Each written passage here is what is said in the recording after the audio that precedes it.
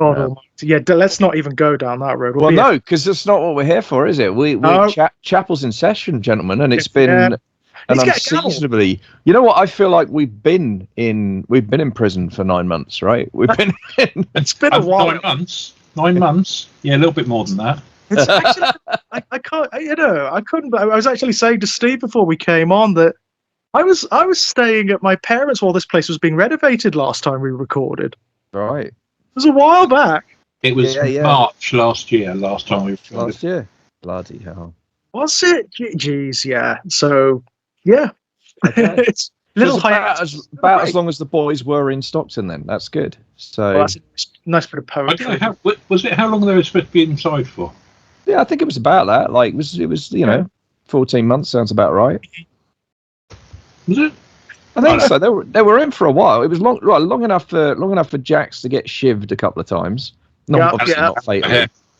And for that and more importantly, yes, to get that tragic haircut. Which, it's shocking. It is so what is going on? Yeah, really, really upsetting. Because the opening credits of the first episode of season 4 have that song about not getting your haircut till the good Lord comes, and there's poor old Charlie, and it's like, what have they done to you, mate? Well, there is a story there, isn't there? If you listen to the podcast that the cast do, what's it called? The nope, it's gone. It'll come. No, it's gone. Sorry, but you know the one. Essentially, the sort of official, not official podcast. The one that Theo Rossi does with. That's right, with Kim. With Kim. Yeah, it's really good. Wonderful. They said that what happened was he did another project in between filming. He did a film or something, and he got his hair cut. Right. When he shouldn't have. He was kind of asked not to, but he did anyway. Right. So they had to sort of work it in. Reaper reviews. It is painful to look at. It's not good, is it? And it doesn't. I mean, I'm not to kind of go on about it, in no way fits the character. I mean, it's interesting. It's completely out of character for Jackson. Yeah. I mean, it's interesting that you could see it as the beginning of Jackson's pivot away from the forces of good towards evil. Actually, maybe that is it. Yeah, but symbolically, I suppose you could read it that way if you want. Because we all know that the good guys have long hair. Because I think season 3, it's like the season 3 finale with all the revelations about what happened in Ireland and about his kid, and the moment when he almost redeems himself because he almost lets his kid get away, and then he changes his mind, and when he says to Clay, doesn't he? I'm done listening to dead men, or I'm done listening to ghosts, or whatever. Yeah, that's right. And I think we don't get any more JT voiceovers from that point either, which is quite telling. But no, I think from this point on, it's him writing his diary. That's right, which is a lovely thing that starts at the end of this. Is it the end of the season or the beginning of 5? I think beginning of 5 we really get that. But yeah, anyway, it's an interesting pivot moment. And that's kind of what I want to talk about, because I think I want to start with this. I think season 4 is my favourite season of the show, full stop. Oh, interesting. I think it probably is. And I've certainly watched it a lot more times now than any of the others, because of how long it's taken us to get a date in the diary, partly. Mm-hmm. But I watched it 3 times in prep for the last time we didn't end up quite getting together, and I've watched it again now. Wow. And I think there is something about the shape of this season I just find really, really pleasing. Mm-hmm. I think part of it is that it is the pivot point. Yeah. The end of season 4 for me, the season 4 finale, is the beginning. Is just when you reach the top of the roller coaster, and 5 through 7 is just a descent. Yeah. Yeah. And it's fair. My memory is it's fairly relentless. Obviously, I haven't rewatched them yet. Steve and I have. Right. So. And I'm kind of, but I remember it as a descent, and I remember it as kind of a grueling descent. I mean, I remember season 7 in particular as being like Jesus Christ. But there are points in between the end of season 4 and the end of season 7 that are it's so sustained. Yeah. The misery, the degradation is so sustained that it's painful. Yeah. I mean, the brutality of 5-1 made me stop watching the show for 3 months. My first time through, I had to stop after that and take a breather because it was just too much. And understandable. I did rewatch that as well because I'd finished the season finale and I had time. I thought I'll just watch the first episode of season 5, frankly, just to get it out of the fucking way, because I knew, and it's every bit as horrific as I remember. But yeah, 4's really interesting because I mean, firstly, the new characters we get introduced, right? So we get the new sheriff. Yeah, who's very good, actually. I mean, he's great. It's interesting that originally it was going to be the previous sheriff who obviously got murdered, Yeah. Originally in the writing, it was meant to be him, but the actor had other commitments by all accounts, which is why they wrote him out. But actually introducing a new sheriff and having a new state of play really, really works, doesn't it, for the season? It really works. New relationships to draw, new parameters. And also this, it's established from the off. We've got another moral descent going on here. Oh, he starts off being, again, a Boy Scout. It's like, I'm not going to take any shit. All of your lassitude from before, it's gone. I am not going to allow anything. And yet, as these seasons roll on, we'll see. You can't operate in this world, and certainly not in relation to Charming and the club, without being compromised. Charming is just one of the most cursed places on the planet, I think. Absolutely. And as for Chigga Woods, I mean, bloody hell. Just by the end of this season alone, there should be corpses bursting out of the soil, right? You shouldn't be able to walk there without kicking a skull or a femur or something. I can't remember where it is. I think it might be in a later season, but one of them does, probably Happy, does actually say, I don't think we've got any room left in the woods anymore. Yeah. Yes, there is a sort of like self-awareness going on here. The body count escalates. I mean, I think you're absolutely right, Kit. This season, there is something different, like tangibly different about this season. And I think part of it is the tone changes. It's been grim before, very grim at times, but this is where the show really seems to understand what it wants to be. It really coalesces here. And what it wants to be is a descent into hell. Doesn't want there to be any relief or even salvation for the vast, vast, vast majority of these characters. And it's going to do that thing, which it does all the way through from this point on, where it just dangles the possibility of it, and then it rips it back. It rips it away from them. Oh, you could get out. Oh, you have the opportunity to get out. No, you don't. No, you don't. We're going to rip you back into the abyss. There's no escaping. I think what I took away from the show is when you start watching the show quite early on, you get the feeling that none of your characters are really necessarily safe. Yeah. More than you do with most shows. Yeah. I think with this season, certainly by the end of season 4, you've come around to the feeling that not only are none of your characters safe, but really probably very few of them are coming out of this show. Yeah. That's the difference is between knowing that some of them are at risk and knowing that most of them are at risk, or most of their days are numbered. Oh yeah, and I think you also know by the end of this season that they're going to suffer, all of them. Yeah.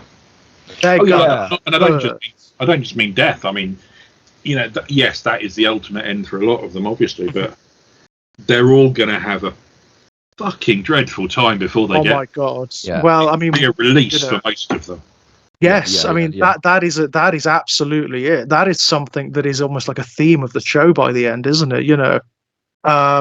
When there's no hope of salvation anymore, the only relief is oblivion, and this is where it really begins. This is where it really begins. And I tell you what, the themes of season 4 really remind me of. They remind me of this theme that ran throughout The Sopranos, but really started coming out again in the last couple of seasons. And I'll try and do this without spoiling The Sopranos because this isn't that podcast. But yeah, dude, I still haven't watched the back end of that show. So there's a moment in, I don't know if it is in the back end, but there's a moment in Sopranos. I mean, this is a very minor spoiler for a minor scene. It's not pivotal to the plot, but I think it's a really important moment where Paulie Walnuts and I can't remember one of the other guys. They go into this coffee shop, and it's a coffee shop that they've been extorting for protection for a number of years, but it was a family business, and now it's been taken over by Starbucks or some, HBO equivalent of Starbucks. And when they go in and try and strong arm the manager, he's like, I can't do anything. They know how much money's in the till. They know how much stock I've got. No, well, give us a free cup. I can't give you a free cup. I can't do it. They'll know I've done it. I'll get fired. I'll lose my. That's it. I've got no leeway. And it's this thing about like this encroaching, like mega corporation thing on this kind of, I mean, because the Sopranos are a mafia family, but they're a very small, low-end kind of. They're described as the runt of the litter because they're in New Jersey rather. So they're not one of the 5 families. They're this. I think one of them one of the New York guys dismissively calls them this pygmy thing that they've got in New Jersey. But the point is that one of the themes of that of that kind of season arc of Sopranos is how, there are these gigantic historical forces that are crushing individualism in all kinds of ways, right? And in this particular case, it's all right. Yeah, they're the mafia, so cry me a fucking river. But still, there's a feeling of like, and I feel like season 4 is really explicitly setting that up, because if you think about the end of 3 is a victory, right? Against incredible odds, they've killed their number one enemy. I mean, they've literally shot her in the face. Yeah.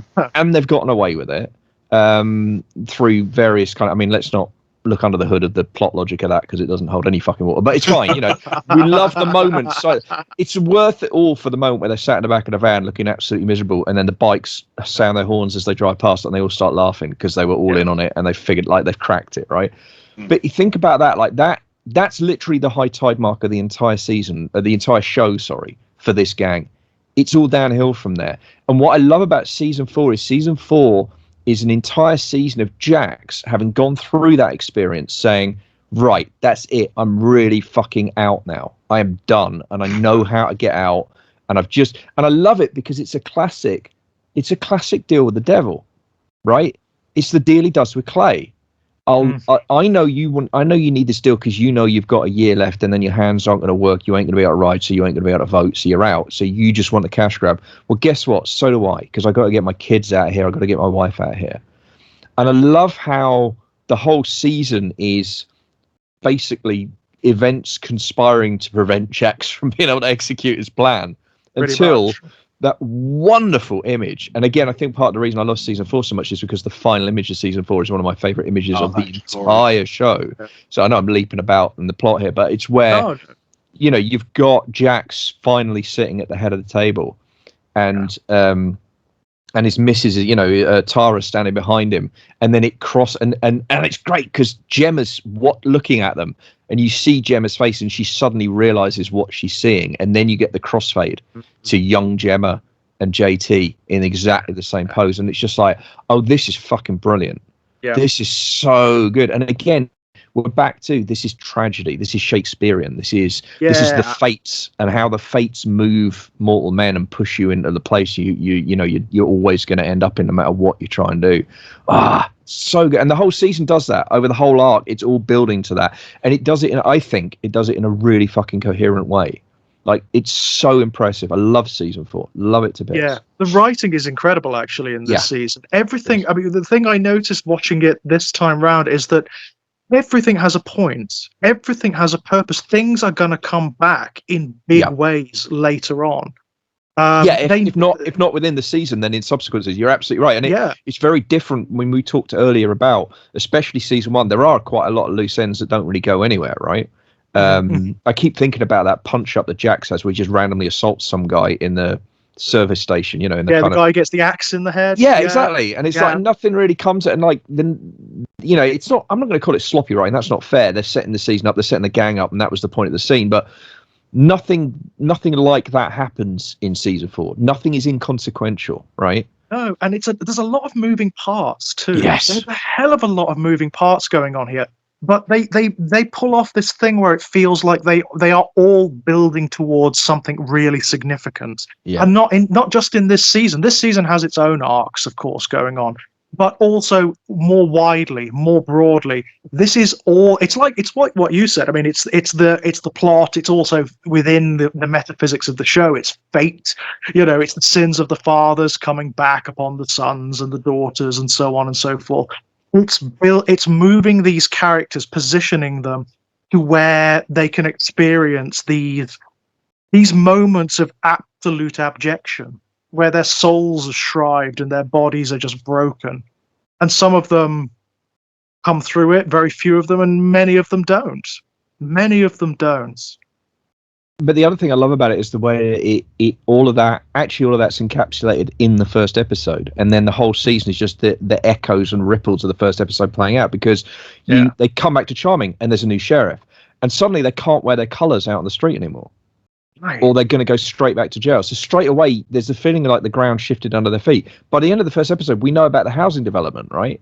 Which is going to transform Charming from the quiet little town that the biker gang can run to just another fucking suburb in California that's going to be, you know, strip malls and whatever. Like, I mean, insert your kind of anti-small town prejudice image here, right? But obviously that's a bad. I mean, there's an interesting. We could talk about that a little bit. It's interesting how the script assumes that we're just going to agree with it, that's just a bad thing because reasons, like more people equals bad. I mean, that's kind of, there's a whole like mess of unexamined prejudice shit under the hood of that, which I think is absolutely fascinating. But the point is, you've got sorry, just to finish, like you've got the developer, you know, who we hate on sight, right? I mean, not just because he was teaming up with neo-Nazis in the previous season, but that too, but also just because he's a slimy piece of shit. Also, we meet the fucking new investigative officer, the DA office guy, who is just I mean, how much do we love this guy? Potter. Like, yeah, Potter is the best.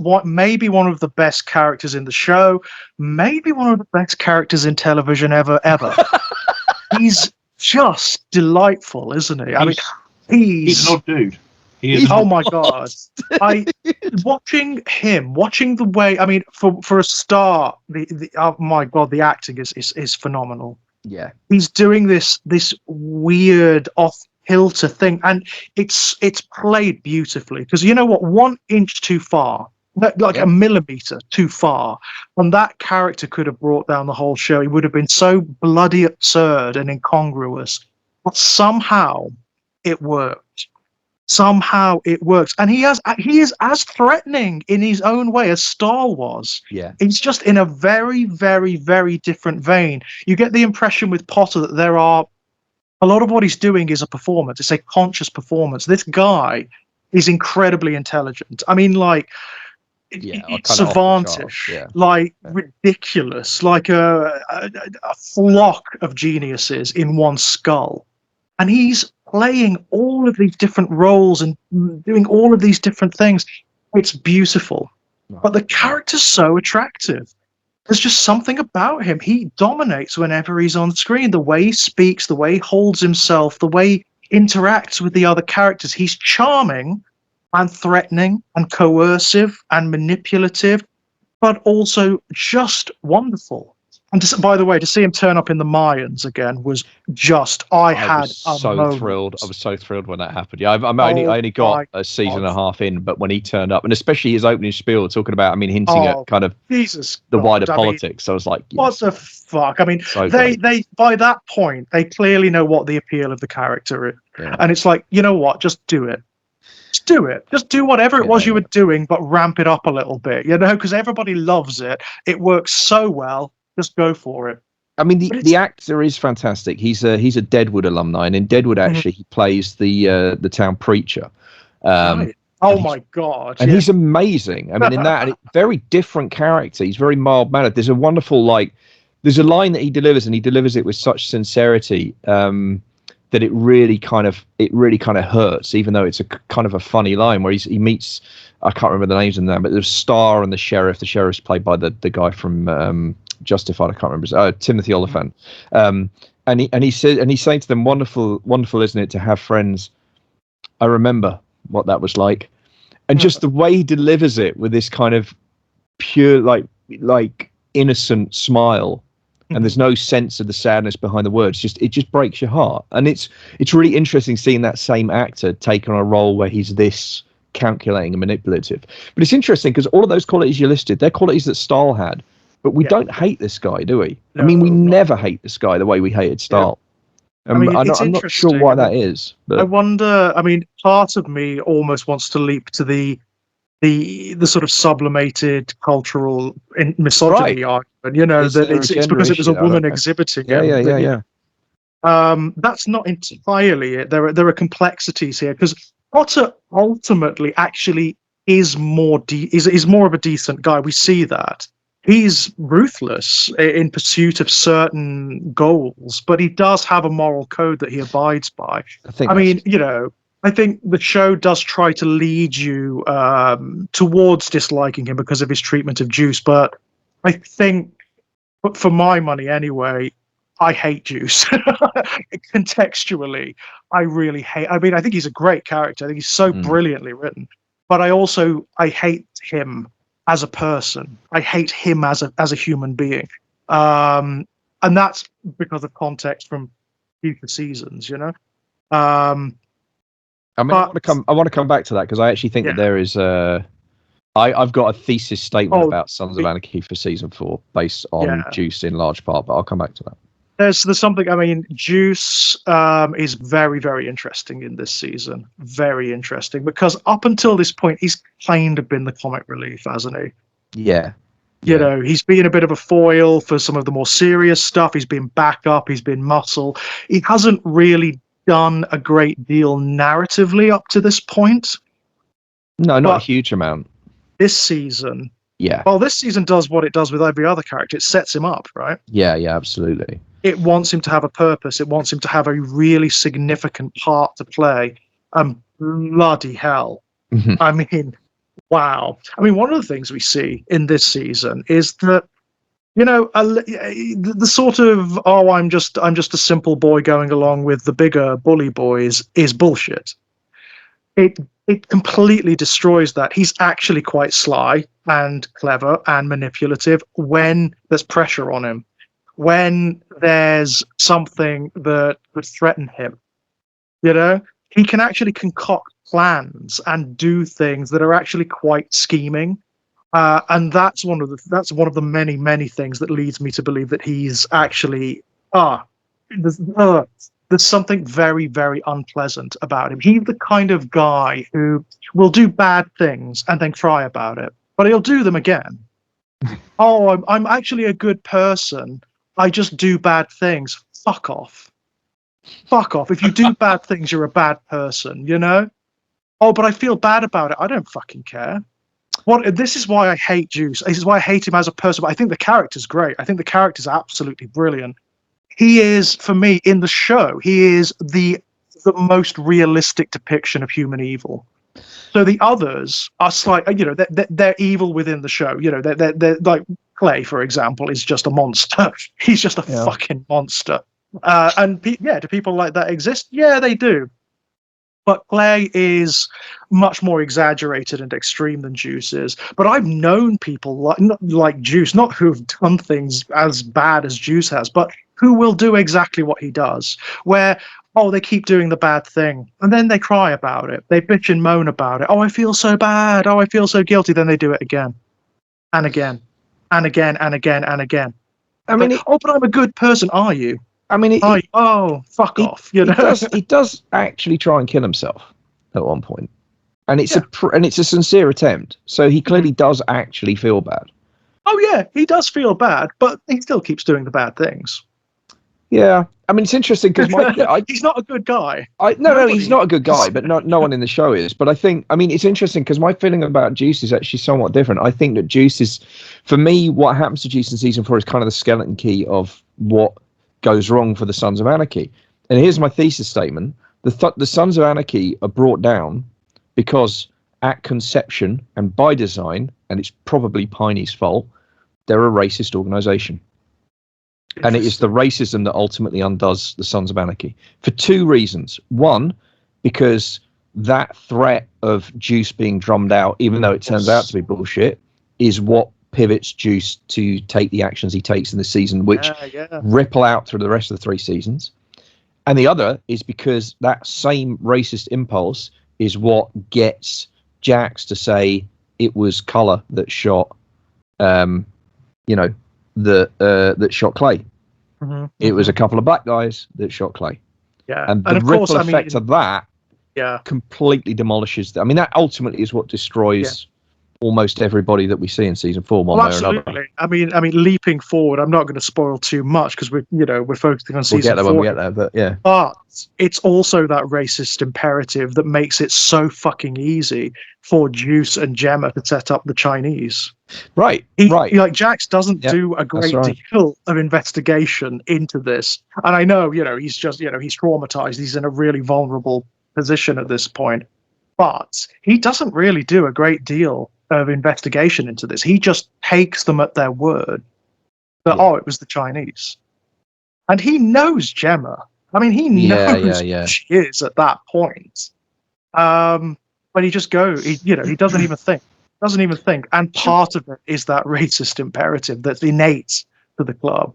Should we talk a bit about? I'd quite like to talk about Gemma, Clay, and Wayne, because I think that triangle is kind of this. If we're describing season 4 as a pivot point, then that triangle is kind of the bit in the middle that the whole thing balances on. I think that relationship between the three of them, and it is a really dysfunctional relationship triangle, isn't it? But sometimes I think it's hard really to figure out, isn't Yeah. it? And not in a bad way. It's hard to figure out because it is so humanly complex. So, like Wayne, I mean, my God, what is half the time you're wondering what is he doing?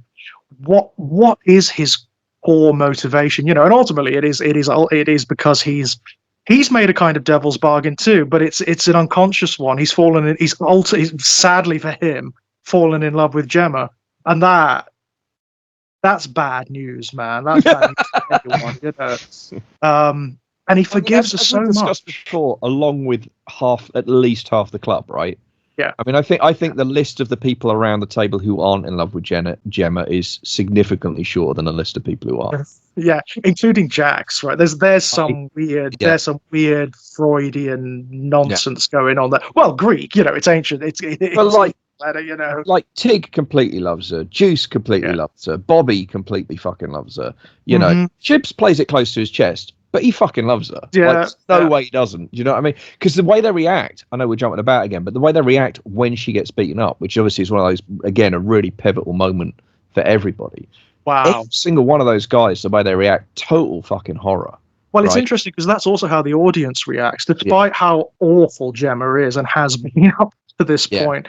That she is actually, she is doing something almost noble at that point. She's fucking standing up to Clay, and she's doing it in defense of Jax and of Tara, at that point. And she gets the shit beaten out of her for it. I mean, you see so much about who they both are at that point. You see so much. Clay is a fucking bulldozer. He doesn't care. Anything that gets in his way, anything that's a problem, he has one reaction to it, which is to destroy it.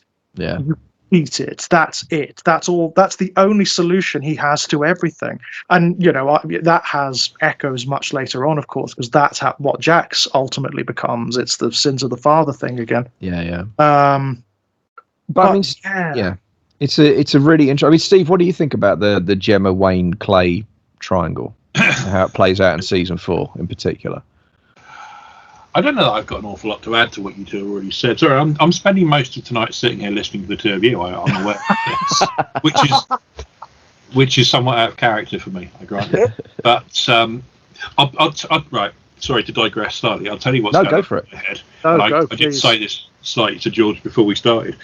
Much like him, I did exactly what I promised myself I wouldn't do with this show, which was get to the end of season 4 and go, well, I'll just crack on with it, shall we? All right.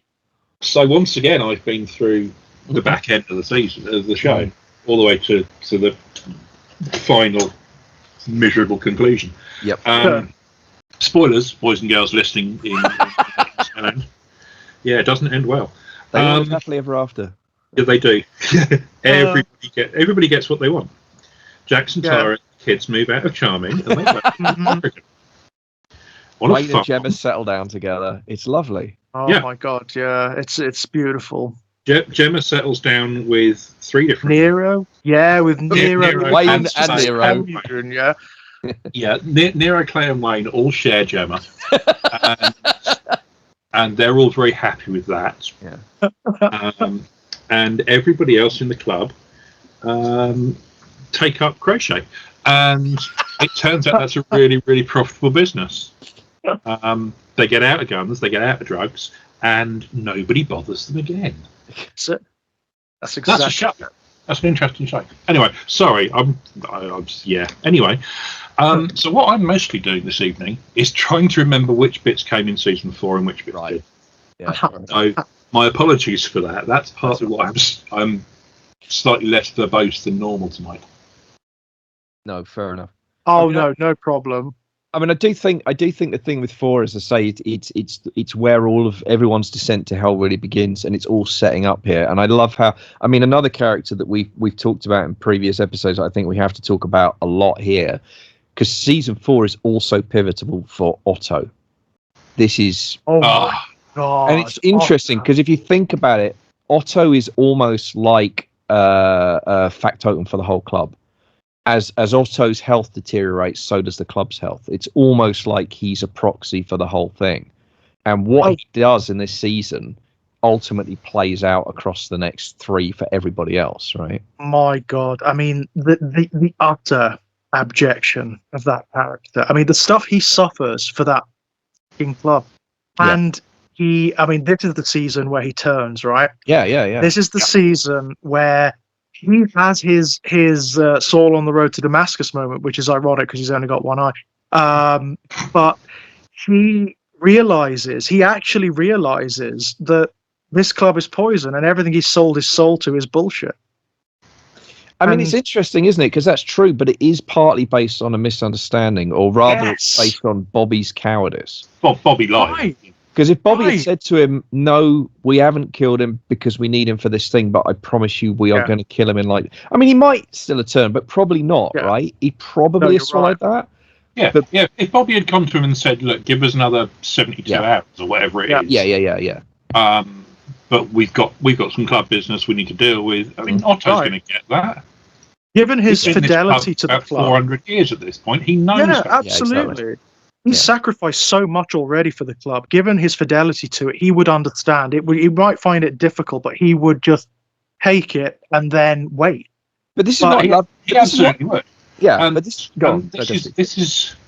is the tragedy of that particular bit of the story, isn't it? Is that Otto is the Sons. He is the pure Sons. Yeah. He is absolutely, I will do whatever is necessary for the club, no matter what. He went to jail for, I don't know, I can't remember what it is, but it was quite a short sentence originally, wasn't it? It was when he went in, because we get that, don't we? Oh, yeah. We get that later on. And it's like, you were sentenced to however long, like 14 months or something. Yeah. And then you ended up murdering so many people inside you're never getting out. Yeah, it's like consecutive life sentences he's on now, isn't it? And he lays all that out for Bobby in that amazing scene in like the penultimate episode where Bobby gets pinched, right? And he's sitting opposite him and he gives him the thing and he gets Bobby to read it out loud. It's a fucking fantastic scene that as well, by the way. Yeah. So he's been there and he's done his time for the club and he's continuing to do his time and he knows he's never getting out and he's made his peace with that. That's fine. And if Bobby, specifically Bobby, had been honest with him and just gone to him and said, we've not taken Georgie out yet, we'll do it in the week. We've got a thing going on. We need him for something. Everybody in the club knows that sometimes you need people for something. Yeah. So again, it's a recurring theme in the show. That's why Clay's still alive at this point. We need him for something. Well, that's what keeps Clay going as long as it does going forward, right? Exactly that. So just say that, Bobby. Just say it. And this is a minor. It's one of the very few times that I will look at Bobby Elvis and go, "You made a poor choice there, my friend." Yeah. But don't you love that though? Don't you love how it's such a human decision on Bobby's part? That's what I love about it. It's such a pivotal moment, but it's not unlike with Juice. I don't feel I completely understand why Bobby did it. Because it's so, like he feels so guilty about shagging this guy's missus, even though club rules say it's kind of if a guy's in jail, whatever. Like it's not. It's not like it's not a hanging offence or anything. But he feels terrible. He knew it was wrong, and that's why Bobby's the perfect choice to be that in this role. It couldn't have been any of the others. No, right. Because Bobby has a heart, doesn't he? He actually does have empathy. That's the thing. So he's looking at Otto and thinking, not only has he got the incredible guilt about his infidelity, but also he's looking at Otto and thinking, "Man, I'm going to give you something. You have to have something because you've given so much for us for this. It's always this poisonous notion of it's for the club, right? Isn't it? That's the really poisonous relationship here. That's what poisoned them all ultimately. Well, and really, you can trace the sin back to John, can't you? In that regard, he's the one who set the fucking thing up. I mean, I still blame Piney for most of this, to be honest. But yeah, sure. I mean, John. This is the interesting thing, isn't it? Like John. I mean, every single time I know I've said this every show we've done, and I'll probably say it in the next 3 as well. But like, every time I watch this fucking thing, I want that prequel show so fucking bad because I don't know John. We don't know John at all. We never get to see John. We get his words in the first few seasons, but they're taken out of context. They're partial. They're fragmented. Everyone's view of him is tainted by whatever's happening at the time. It's really interesting. I mean, one of the things I love in this is the last scene in season 4. It has, I mean, obviously he doesn't know at the time, but the final scene that Jax has with Piney when he goes up to the cabin to confront him. And Piney's like, "You are so much like your old man, it's scary." And Piney says, "Your old man was the best man I ever knew." And he says, "Your old man wasn't weak, he was conflicted." And it's really interesting. Now, Piney's not a reliable narrator for all kinds of interesting reasons, which maybe we'll get into, because we should probably talk about Piney as this is his last season. Well, this is his last bow, isn't it? Yeah, it is. And what a way to go out as well. But I love that scene, and I love Piney acting as a voice for John, because everyone else is talking against him. Gemma obviously has to talk against him because she's got to deal with her own guilt around that relationship. Jax, and everything else, right? Yeah, exactly. Jax is furious with him because of the misunderstanding with the priest and the kids and whatever the fuck. And like, fair enough. And just the revelation, I think, that he was playing around when Gemma was doing what she was doing. Yeah, I think that more than anything for Jax actually just destroys that relationship. Yeah, but it sucks as well because, again, Jax are acting out on partial information there because, that is true. But what Jax doesn't know is, and Gemma was shagging Clay the whole time and they were plotting to murder him together, which kind of changes the something like... It changes the timbre of it, And John knew, right? John was aware, as we find out. Yeah. Well, because the letters are such an important part of this season, right? They're so important. And I love how... Fucking letters. Those fucking letters, right? Almost everyone gets involved with them in some way, shape, or form. Unser, Gemma, Tara's friend at the hospital, her ally, Piney. I mean, Piney's relationship with the letters is really interesting. The fact that he uses the ghost of them, the lie of them, so great, to manipulate Clay. That's cool. One of the, I don't like Piney because my fan theory on Piney is Piney's the original racist. I think the reason that the Sons of Anarchy is a racist organization is because Piney said, "I'm not having any black people in this gang." Because Piney has demonstrated racism throughout the show in a really blunt, old man kind of way, right? Yeah. In a way that every time he does it, all of the others kind of roll their eyes and go, "Fuck's sake, Piney, just don't, just stop talking, Piney." So it's clear. I mean, that to me, again, I freely admit that's fan theory, but that's kind of where I come down on it. So I'm like, but it's not an unreasonable one. I mean, you are right. Of all there's evidence for it in the text, I think. Absolutely. Of all the club members, he's the one who really viciously uses racial epithets, just unconsciously. Yeah. And he's clearly like a high functioning alcoholic, and he's clearly he's clearly never mind Clay, he's clearly months away from keeling over anyway, right? I mean, when we first meet him, he's got the oxygen mask. There's even that thing about is it really legal to be in a gang if you're driving a trike? Is that really but it's Piney, so he's gonna argue with Piney, right? So and it's that thing right? So obviously he's really an unpleasant human being, and he's especially in real life, he's not someone you want to spend any time with. But because it's a TV show, there is also that thing of okay, but I kind of like how stubborn he is. Yeah, there's also that thing of contrast, of course. I mean, even as bad as he is, he does have some ethics. He does have some moral. Here's the difference. This is the difference between Piney and Clay, right? And they're both original 9, right? Piney is an unrepentant racist, but he's also completely upfront about the fact that he's an unrepentant racist.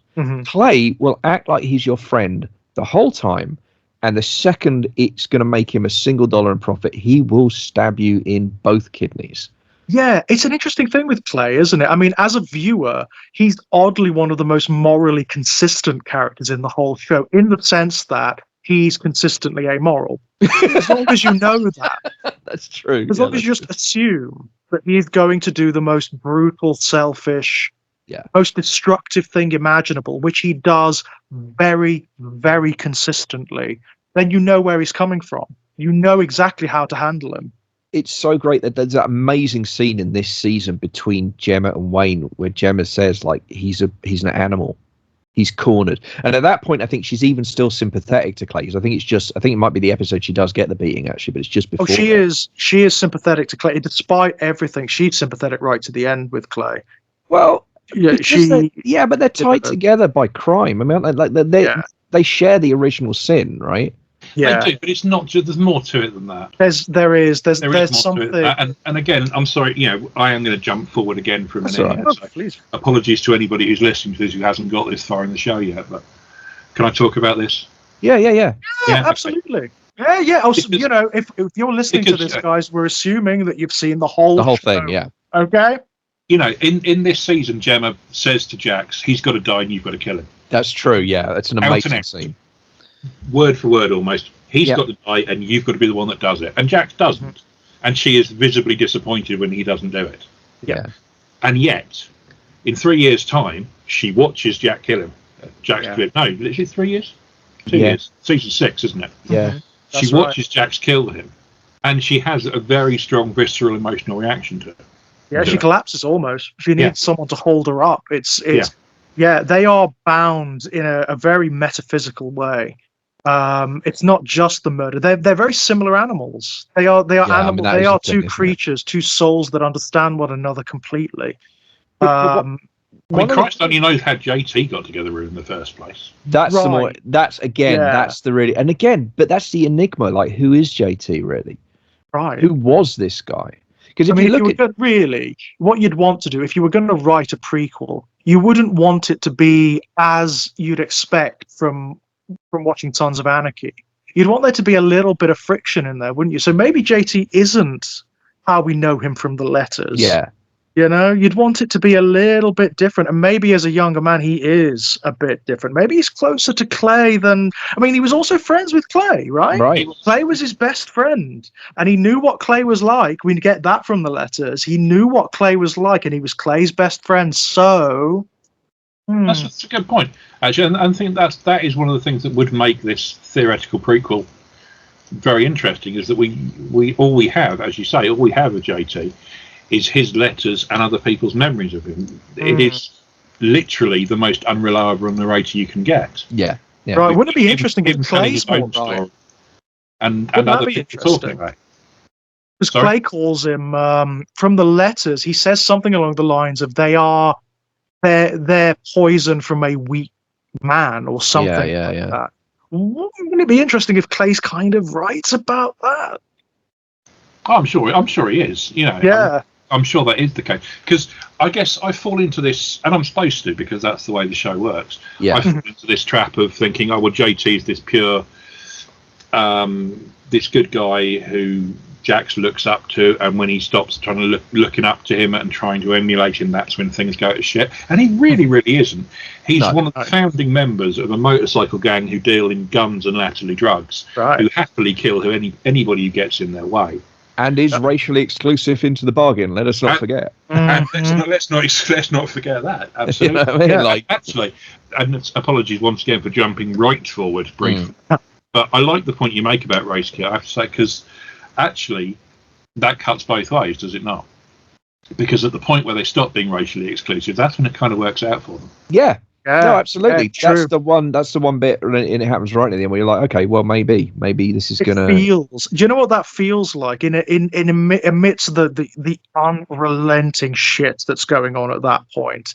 It feels like a way forward, just a small point of light. You know what? This is going to make the small brain Sons of Anarchy fans, the far right SOA fans. This is going to absolutely make every single one of their cerebral cortexes explode. You know what the lesson of season 7 is? Yeah, well, it's one of the reasons for sure. honestly, the object lesson of season 7, and therefore the series as a whole: adapt or die, my friends. Adapt or because die. What are the only 2 rays of light in the final season? I'll tell you what they are. They're a man falling in love with a trans woman. And they're black people joining the motorcycle gang. That's it. They are. Diversity is the future. It's not just the future; it's salvation. It's the only chance you've got. Only 2 good things. The only 2 good things that happen. Or be Chibs. That's the other thing. I can't really unpack that because you've got to be Chibs, but I think being Chibs looks pretty good. Although, to be fair, by the end he's desolate as well. No, I mean, he's intact. He's intact more than the others, but he's lost so much. No, he has. And actually, there's things to talk about with Chibs when we get to that point, because in this most recent rewatch, because I love Chibs. Chibs has always been. Yeah. I do. Yeah. One of the tent poles of the show for me. Yeah. In that, and there are so few characters in this show that you can look at and go, I know where I stand with them. Yes. Yeah. There are so few genuine. I was trying to put this in words just before we started when I was talking to George briefly. There are so few characters that are honest, trustworthy. These are bad words, but I guess genuine is the best word that I've got. Yeah. Yeah. But Chibs is one of them. Yeah. Yeah, definitely. You know where you are with that man.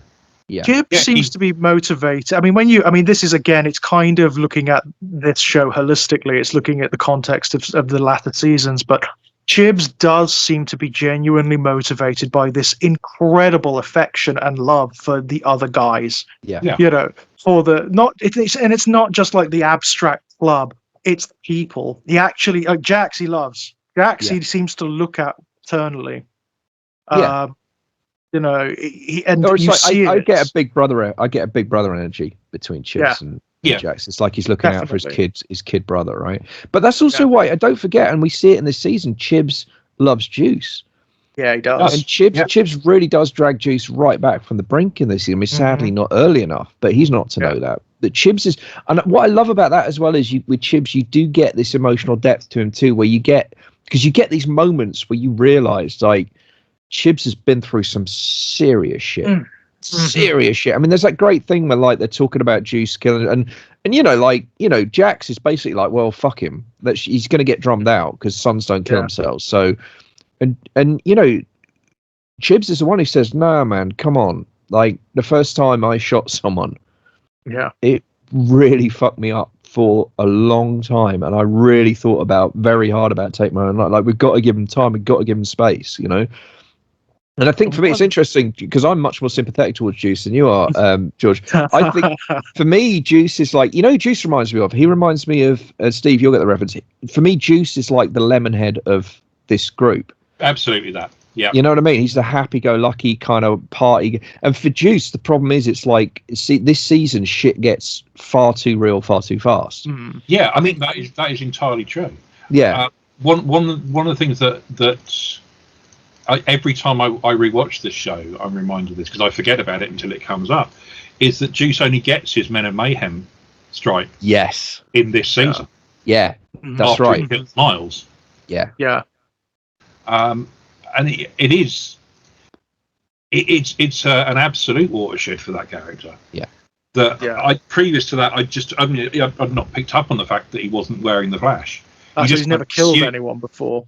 And it's interesting because it becomes easier for him to do so, doesn't it? Sure. After that, I mean, not easy. He still has problems with it, but he does it a lot more. Yeah. And I just assumed that he was just one of the guys up to that point. Yes, he's obviously one of the younger members of the group. Yeah, but that he was, fully integrated and he'd been doing this for a while and what have you, until that point where I'm reminded every time, oh no, this is the first time that he's killed the club, and therefore almost certainly the first time that he's killed at all. Yeah, it's a really fascinating decision actually to put so much freight in this character who was previously largely comic relief. Well, I think that's what's smart about it because he is that character and it does make him the weak link. I mean, this is the thing we were talking earlier about Potter and how smart he is. Part of the reason he's so smart is he knows when he's looking at these characters, Juice is the weak link. You apply enough pressure to that man, if you can find the right pressure, he will fucking snap. Yeah. He's zeroed in, hasn't he? He's yeah. done like what psychopaths and narcissists do. He's looked for the weakest points, person he can manipulate, and just gone for it. But to go back to the scene where he gets his patch, because I think, Steve, you're right, and it's such a key scene in the whole season and kind of in the whole show. You've got to remember, he's given the patch. He's given it by Clay. Yeah. And Clay is doing it in the moment as a sincere effort to try and bring Juice back into the fold, because he knows he's struggling, not quite sure why. Yeah. And of course, for Juice, it's the moment when he should be feeling the most achievement, of like he's finally gone above and beyond. He's like one of the guys. But of course, it's all based on a fucking lie. Yeah. And the murder of a brother. And he murdered a brother who was blameless. Brother, you know. Yeah. Who is then blamed for his own crime. And, he was trying to, basically, dob everyone in. So yeah, it's pretty bad. Well, let's not forget. Whether or not Potter's telling the truth about it, he's told that actually the club will be out of the Rico case. Oh yeah, if you do this, you save the club. If you don't, the entire club goes down. And that threat clearly was plausible, right? Yeah. I'm not sure how much I trust him to deliver on the deal, but I think Juice was in a genuinely difficult situation there. Yeah, I think it's entirely believable that Juice would believe it. Yes. Oh yeah. See, I'm with you, Kill. I am much more forgiving, or much. I hate Juice a lot less than you do, George. But then I think everybody really hates it. But again, it's not based on this season. This season, no, I get you. Like, if you look at this one in isolation, I can total sympathy, really. But this is where the rot sets in, isn't it? Yeah. Later on, south for Juice. You start to see something quite nasty in him, which is his ability to manipulate. Let's not forget, he's the one who comes up with the idea to blame Tara's murder on the Chinese later on. He does, but it's all learned behaviour from Juice. Yeah, no, that's true. I don't think it's inherently in him. I don't know. That sounds like an excuse to me. That sounds like the kind of excuse that bad people give themselves, Well, say what you want about me, George. That's fine. I'm not be hurt at this point. That's fine. Here's the thing, though, as well. It is worth thinking about the difference between how Juice handles the situation where he's having pressure put on him versus how Chibs handles the same thing. And if you think of Chibs as an older version of Juice, then actually it's like, well, but Chibs did the right thing ultimately, didn't he? He went to the club and he was like, the shit's going down. He did, yeah. Don't get me wrong, Juice is weak. He's absolutely weak. That's the thing, isn't it? But it's not just that. I think genuinely he's weak and he's scared. Yeah. He says later on, this is all I've got. This is this club, it's all I've got. I've got no family, I've got no friends outside the club, I've got literally nothing but what this gives to me. It's all that he's got to rely on in his life. Yeah. And I don't know, I can kind of see his point. I can see why he does what he does. That's what I think's brilliant about the show, and this season I think is probably that's part of why I love it so much. It's a real Swiss. Am I going to get that right in a minute? Swiss watch, in the way that all the pieces fit together. And when I talk about that, yeah, I'm not just talking about the mechanics of the plot, although there's a lot of that, especially with the letters and the triangle. I think that is, I kind of want to study how that works, because you've got the situation where different people have different layers of knowledge, and there's this thing where everyone's goals are somewhat aligned, but not quite, and they're just not quite enough that it leads them into divergent paths, and you're not sure what's going to play out where and how it's going to work. But in terms of Juice, what's brilliant is we've had 3 seasons of this character. We know him inside out, and that's why we know. There isn't. You don't watch season 4 and think, "Oh well, Juice, that's just not in character for Juice." It's him. No, you believe it completely. It's consistent with everything you've seen to that point, and that is good writing. Yeah, definitely. And I think you see a lot of that in season 4. Season 4 pays off so much. That's been building for so long. This is right. Let's not forget, this is the season where Jax finally learns some of, because it's Gemma telling him, but finally learns some of what we, the audience, have known literally since the pilot episode. We have known that this guy is Hamlet since season 1, episode 1, and we've watched him be friends with fucking Clay who murdered his dad Yeah. for 3.5 seasons, nearly 4 seasons, before Gemma finally, realizing she's out of options, sits him down and says, "This is it," and tells him some of the truth. Yeah. And then burns the rest. Right? Part of Gemma's So great. narcissistic evil genius, isn't it? That she knows exactly how much truth to give. Well, it's what I love about it is it's Hamlet, except Hamlet's dad's married to Lady Macbeth, right? Like Right, yeah. It's both of them at once, because Gemma is. I mean, you know what? I think this is an interesting point. Although she's not, I mean, let's not forget, technically not a member, because again, in addition to being racially exclusive, it's also a gender exclusive club. But who better epitomizes the soul of the club than Gemma? Right. Yeah. You know, in a very sincere way about the club than Gemma. Yeah, it's her life, isn't it? It's her religion. It's everything. Yeah. So yeah, I think, but I love that scene. I love the scene where Clay gives Juice the patch, and the way Juice reacts, and the way Clay misreads Juice's reaction. Yeah. It's the acting and the framing, the cinematography in that moment. It's fan-fucking-tastic. I mean, Theo Rossi's a fantastic actor as well, because he's popped up. I hadn't realized he'd done a few other. He's in because I didn't watch them when they were on Netflix. So I only catch them now they're on Disney Plus. But he was in the Luke Cage series. Oh, right, okay. Yeah, and he's really good in that, different kind of character. And he just turned up in The Penguin.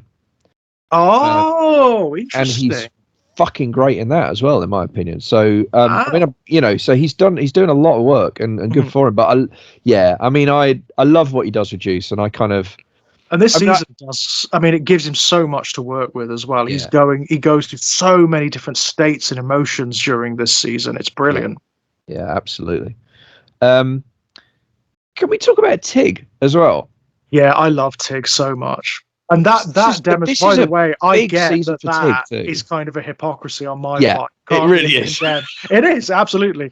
And again, it's Kim Coates, isn't it?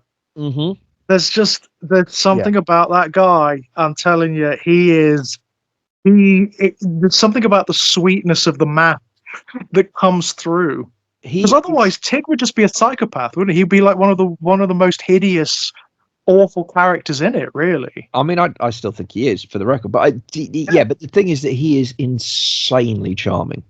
Yeah. And part of his charm comes from that disarming. And you were talking about this earlier, Steve. The thing with Tig is you do know where you stand with Tig. Well, that's true. Yeah. Totally. Normally 6 feet in deep shit and sinking, but at least you do know. Like, you know that going in. You know that going in, exactly. I love the scene after Clay has beaten Gemma, and Tig comes to him and says, "I can't." This isn't. He cuts off his sergeant arm. Yeah. Brilliant. Massive moment. And the way he plays it is amazing. Because of course there's real history between him and Clay. Not just what we've seen, but like before, right? Those two are thick as thieves, aren't they? But here's the thing: I can't remember whether or not it's in the mythos that Clay served. But we know JT was in the army, right? And we know Piney was, which means they were in Vietnam, by the way. Yeah. And Tig served as well. And I think Tig's slightly too young to be a Nam vet, so I think Tig's got to be whatever it was after Nam. But Tig's clearly seen combat, and I think to me, the Tig-Clay relationship has always felt like a soldier superior officer relationship. Yeah, and it's more complicated than that, because let's not forget as well, as far back as season 1, Tig is the guy who says we've got to fucking kill Opie. He's insistent. He's more insistent than Clay. He's like, this has to happen. Opie has to die. He's turned. We have to kill him.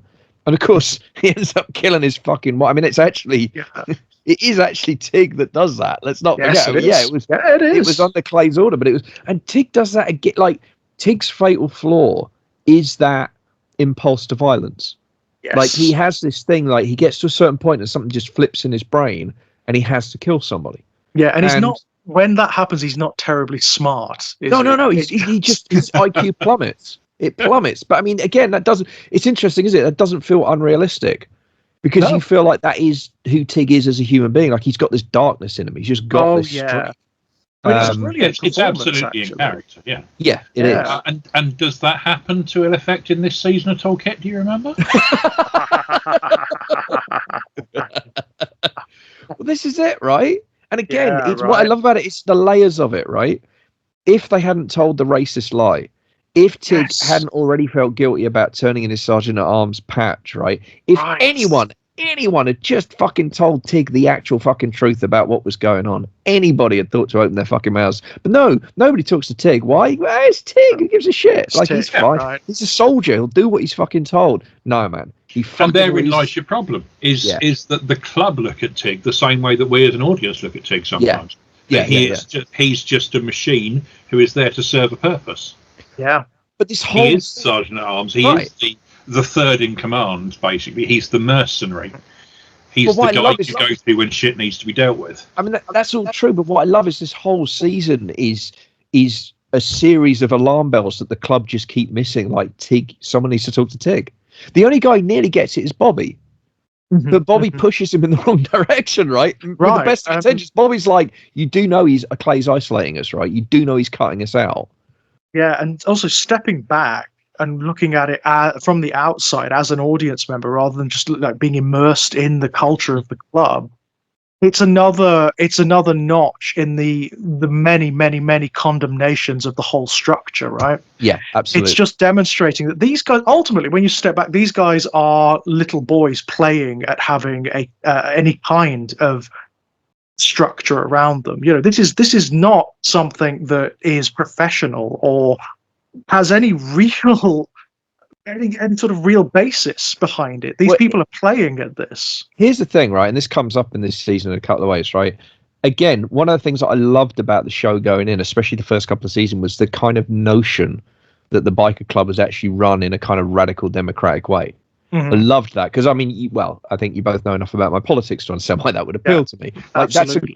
But what I love is even in season one, that's undermined completely because it's very clear that there's this kind of shadow government structure with Clay and the others. And I think there's even someone has a line maybe in season two where someone says something like, well, I mean, Clay's earned the right to have a bit of leeway, right? Meaning like, well, the rules are the rules, but they don't really apply to Clay because he's Clay, right? So you know that there's always been a certain hint of bullshit around the edges. Some animals are more equal than others. Right. Yeah. But this is the season where it really fucking falls apart. And it all starts, and I love this, it all starts with the fucking 6-5 vote to go into the drugs. It's that close. Yeah. And what I love is about that scene, you have at the start of that episode, you have Clay and Jax talking about who's in, who's out, who's, and when the vote comes down, it doesn't land the way you expect it to. There's a couple of votes that switch, aren't there? Like, I can't remember the name of the character. Oh, is it Kozik? Lemonhead, yeah. They assume he's going to vote no because he's a ex-junkie, but he doesn't. Right. Because at that point, they think they've lost the vote as the camera's going around the table. It's like, well, shit, we weren't expecting him to say no. We weren't expecting him to say no. But then Kozik backs them instead, and But why does he back them? And this is the key point. Yes. Once again, Jackson is the architect of his own downfall. Yeah. Because he votes yes because he's made a deal with Clay. Yeah. If I say yes to this, you'll help me out. And Kozik votes yes, in his own words, backing my present VP. Backing my present VP. Loyalty. That's exactly right. Again, it's another demonstration of just how toxic this entire culture is. They're voting to get in bed with the cartel at this point. But they have no idea, right? But the thing is, as soon as that's true. But the other thing is, as soon as it's a 6-5 vote, it's fucked. That's the thing. Because that's the thing. And again, Bobby knows it. Bobby says to Clay before the vote, he says, you are going to split this club. Yeah. If you do this. And the vote does that. And yeah, sure, it means that they go for it. But it also means that that it's a knife-edge decision. And I love how, again, this gets replicated in miniature when they go up to, they go down to wherever it is. Is it Arizona they go to? They go to San Paz. By the way, it's ridiculous, but what a fun sequence that episode is. The bit where they blow up the fucking grease truck to get rid of the tail. I mean, don't think about the logic of that for 5 seconds because none of it works at all. But what a glorious sequence. And then when you cut back to the kind of task force headquarters and Potter's like, Oh, that's rather imaginative of them. You know?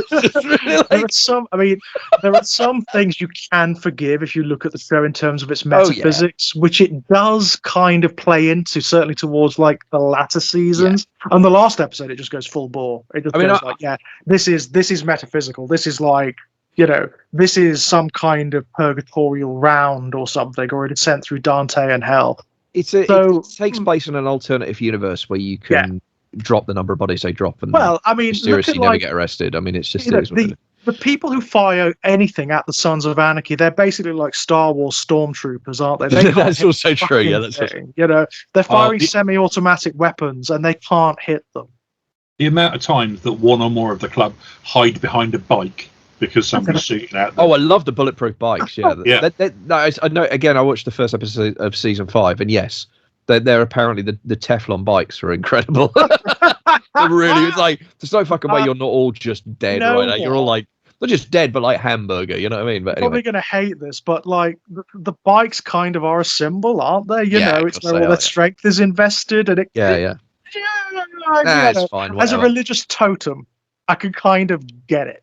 I mean, we're watching fiction. We know we're watching fiction. It's fine. I mean, actually, that's an interesting thing, is it? Not to digress even further, but like, part of me wishes more shows did that. Actually, to be like, fuck it, because the thing about Sons is cowboy shit, right? It's cowboy shit. It's the Wild West shit. It's baked in. But the other thing is, the show. I mean, that's all true. But the other thing about it is with Sons is that it is also, and this is what makes it work, because it could be annoying, but it is also internally consistent. It does have its own internal rules, and they are consistent, and that's why it works. And that's important to know. If it was always this insane, if TV show was always this insane without that kind of internal logic, it would get frustrating. Even Sons would get frustrating. But because there are rules, you kind of forgive it the nonsense, or you just roll with it.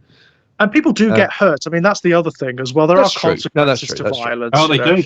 Yeah, they get hurt, they get killed. This is the season where Alvarez gets shot, isn't it? And Gemma has to patch him up.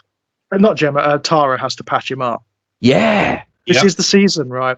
And I believe that's one of her very few interactions with Alvarez. Yeah. Yeah. And we haven't sure. I mean, go on.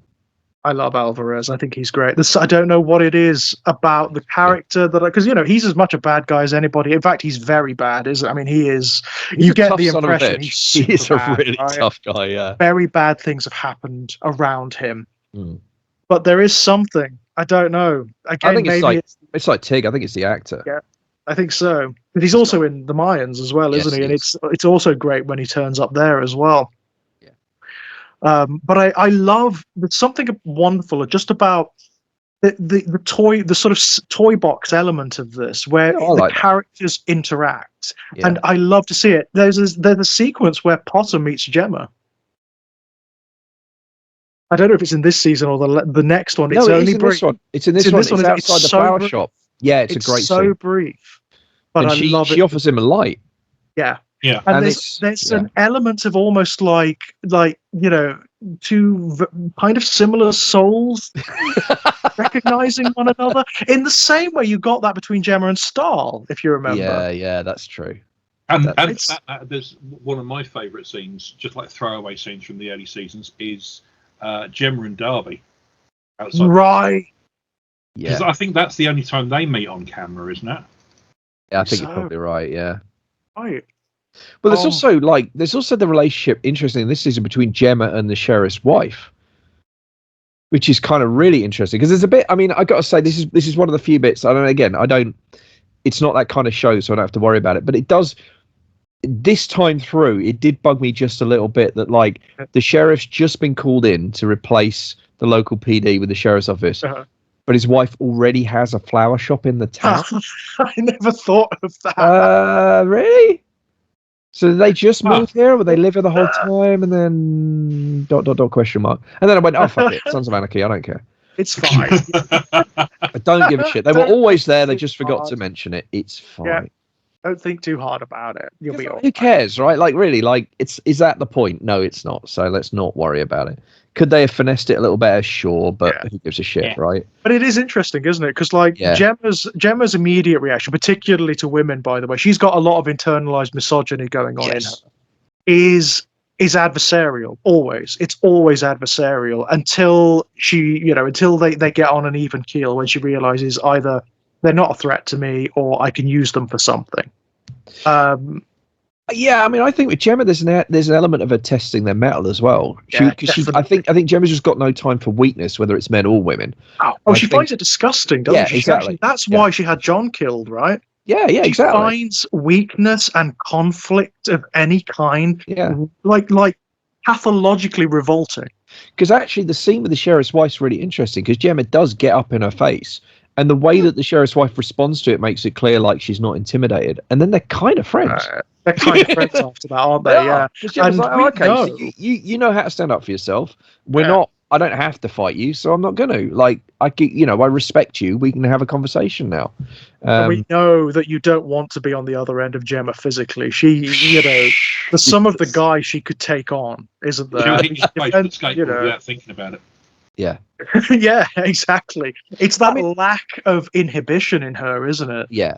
I mean, not being funny, like the confrontation with Clay, it's in the balance for quite a lot of it.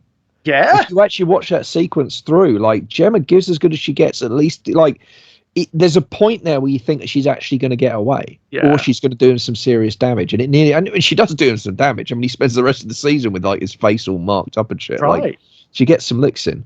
Another way the story could have gone is if it's her ultimately that does kill him, and that would have been interesting. It would have been. But it's good to see her getting some licks in, because that is brutal, that fight. Oh, it's horrific. The violence he does to her is appalling. But to go back briefly to the point on the Arizona thing and how much fun it was, what I love about that is how they actually have a miniature version of their own club vote, because you find out that they're dealing crank, and the Suns get all shitty about it, and they basically turn around and say, "What the fuck are you talking about? You're making all this money out of this cocaine deal you got with the Colombians, and what the fuck?" Or the Mexican. Also, what is this? Is this suddenly federal now, by the way? It's all about freedom, isn't it?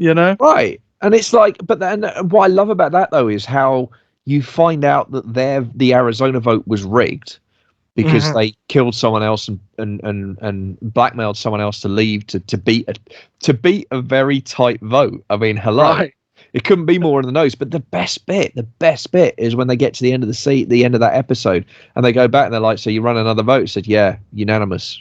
We're staying in the tank because they've got a taste for the money now." And that, again, in miniature, that's the whole fucking season. It's the money. It's that greed, and it's the same greed that motivates Clay and Jax. They're on the same side on that one. They've got different motivations, and we can all say, "Oh well, Jax is trying to do the right thing," but you know what? It's all about his fucking ego, because Tara makes it very clear quite early on in the season, we can just go. I can make enough money. I'm a fucking doctor. Oh, yeah. I mean, and it's Jax's macho bullshit that undoes the whole thing. Yes, I mean, this season does it a lot. Actually, it gives characters outs that they don't take. Yeah, constantly. Yeah. Constantly. And out of relationships, out of charming, out of the club, out of these damaging relationships that they've made, and they don't take it because of fucking ego. Yeah. And what I love about it is if Jax at the end of season 4 could go back in time to the start of season 4 with the knowledge he had, he'd bite a fucking hand off and he'd leave. Absolutely. Wouldn't even. Because by the end, he almost does that anyway, right? Like, by the end of season 4, he's like, fuck it, we're just going. I don't give a shit. Yeah, you can be a doctor. We'll go. Because he realizes he's in not just over his head, but, like, over everyone's head. Like, it's completely fucked, right? But it's too late by then. And it is that ego. And again, what I love about that is that fits very neatly with what we know of JT. Absolutely, yeah. And ultimately, that same weakness. Yeah. And it's also that little bit of play in his upbringing as well, isn't it? He just assumes that he's smarter than everybody else. He assumes that he's in the safest position. He thinks he can manipulate like all the other parts of Sam Crow. He believes that he can manipulate the fucking cartel and the police all at once. It just isn't gonna work, man. Yeah. Too many spinning plates. Yeah, absolutely. And I mean, we talked about, in terms of new characters, we talked about Sheriff, we talked about Pop. We haven't talked about Danny Trejo yet. Danny Trejo. Yeah. And like, and David Acevedo. David Acevedo. So Another I'm, shield. I don't helmet, know I'm sure I mentioned this on a previous show, but I, as Kit knows, am a huge fan of the Shield. Yes. And came to this show having seen the Shield. So in my head, it's still David Acevedo. It is Acevedo. He's like, yeah, it's Vic Mackey's boss in the Shield. It's Lemonhead who got blown up in that minefield. Right. It's Ronnie who turns up as Lincoln Potter's second in command. Yes, of course it is. Yeah, absolutely. And what the hell happened to Shane Vendrell? Frankly. Yeah. Well, Okay. also, I mean, I love the fact that Vic Mackey's witness protection eventually ended up becoming a truck driver too. But right. That feels appropriate actually, because Vic was a fucking arsehole. I don't care what anyone says. Anyway. No, another day. Yeah. Well, we've even got CCH Pounder popping up as well, right? Absolutely. Like a lot later on. So yeah, a lot of Shield alumni in this one. I mean, and just a lot of really great actors, right? Yes. Great TV actors, great. I mean, Danny Trejo's been all over the bloody shop, obviously. Yes. But whenever he turns up in anything, quite frankly, I'm in. Yeah, no, he's wonderful in this. And it's such a great character because I don't know about you guys, but first time through, I was sold. I did not. I think the only time I started to get a hint of it was when they said, "Oh, we'll make a couple of phone calls about the deal," you know, about Otto turning it. That was literally the first time I was like, "Wait a minute, hang on," yeah. But like, no, they play that so close to their chest. I think even with that, I was on board with it. I was just like, well, they run a fucking cartel. They're really connected. Yeah, absolutely. It's such a fucking jaw-dropping reveal, isn't it? It is, and because what it does, it really does. It makes the audience like withdraw and go, because the club are fucked. Yeah, well, this is it, isn't it? All the plans, all the manipulations, all the politics. It's so tiny compared to what's going on in this wider machine. Yeah, they're done. Well. And this is the theme, right? As above, so below. So in Miniature, you've got what's going on in Charming, where you've got this guy pushing through the land deal. And again, the Sons try all kinds of shit in between dealing with the cartel to try and avert the land deal. They don't. The only reason it gets averted in the end is through sheer spite, really, right? That beautiful scene with Lincoln Potter. Oh, what a scene! I love him. I mean, I think after that, the character needs that. The character needs that just to show you that. That's his redemption arc, isn't it? Yeah, it is.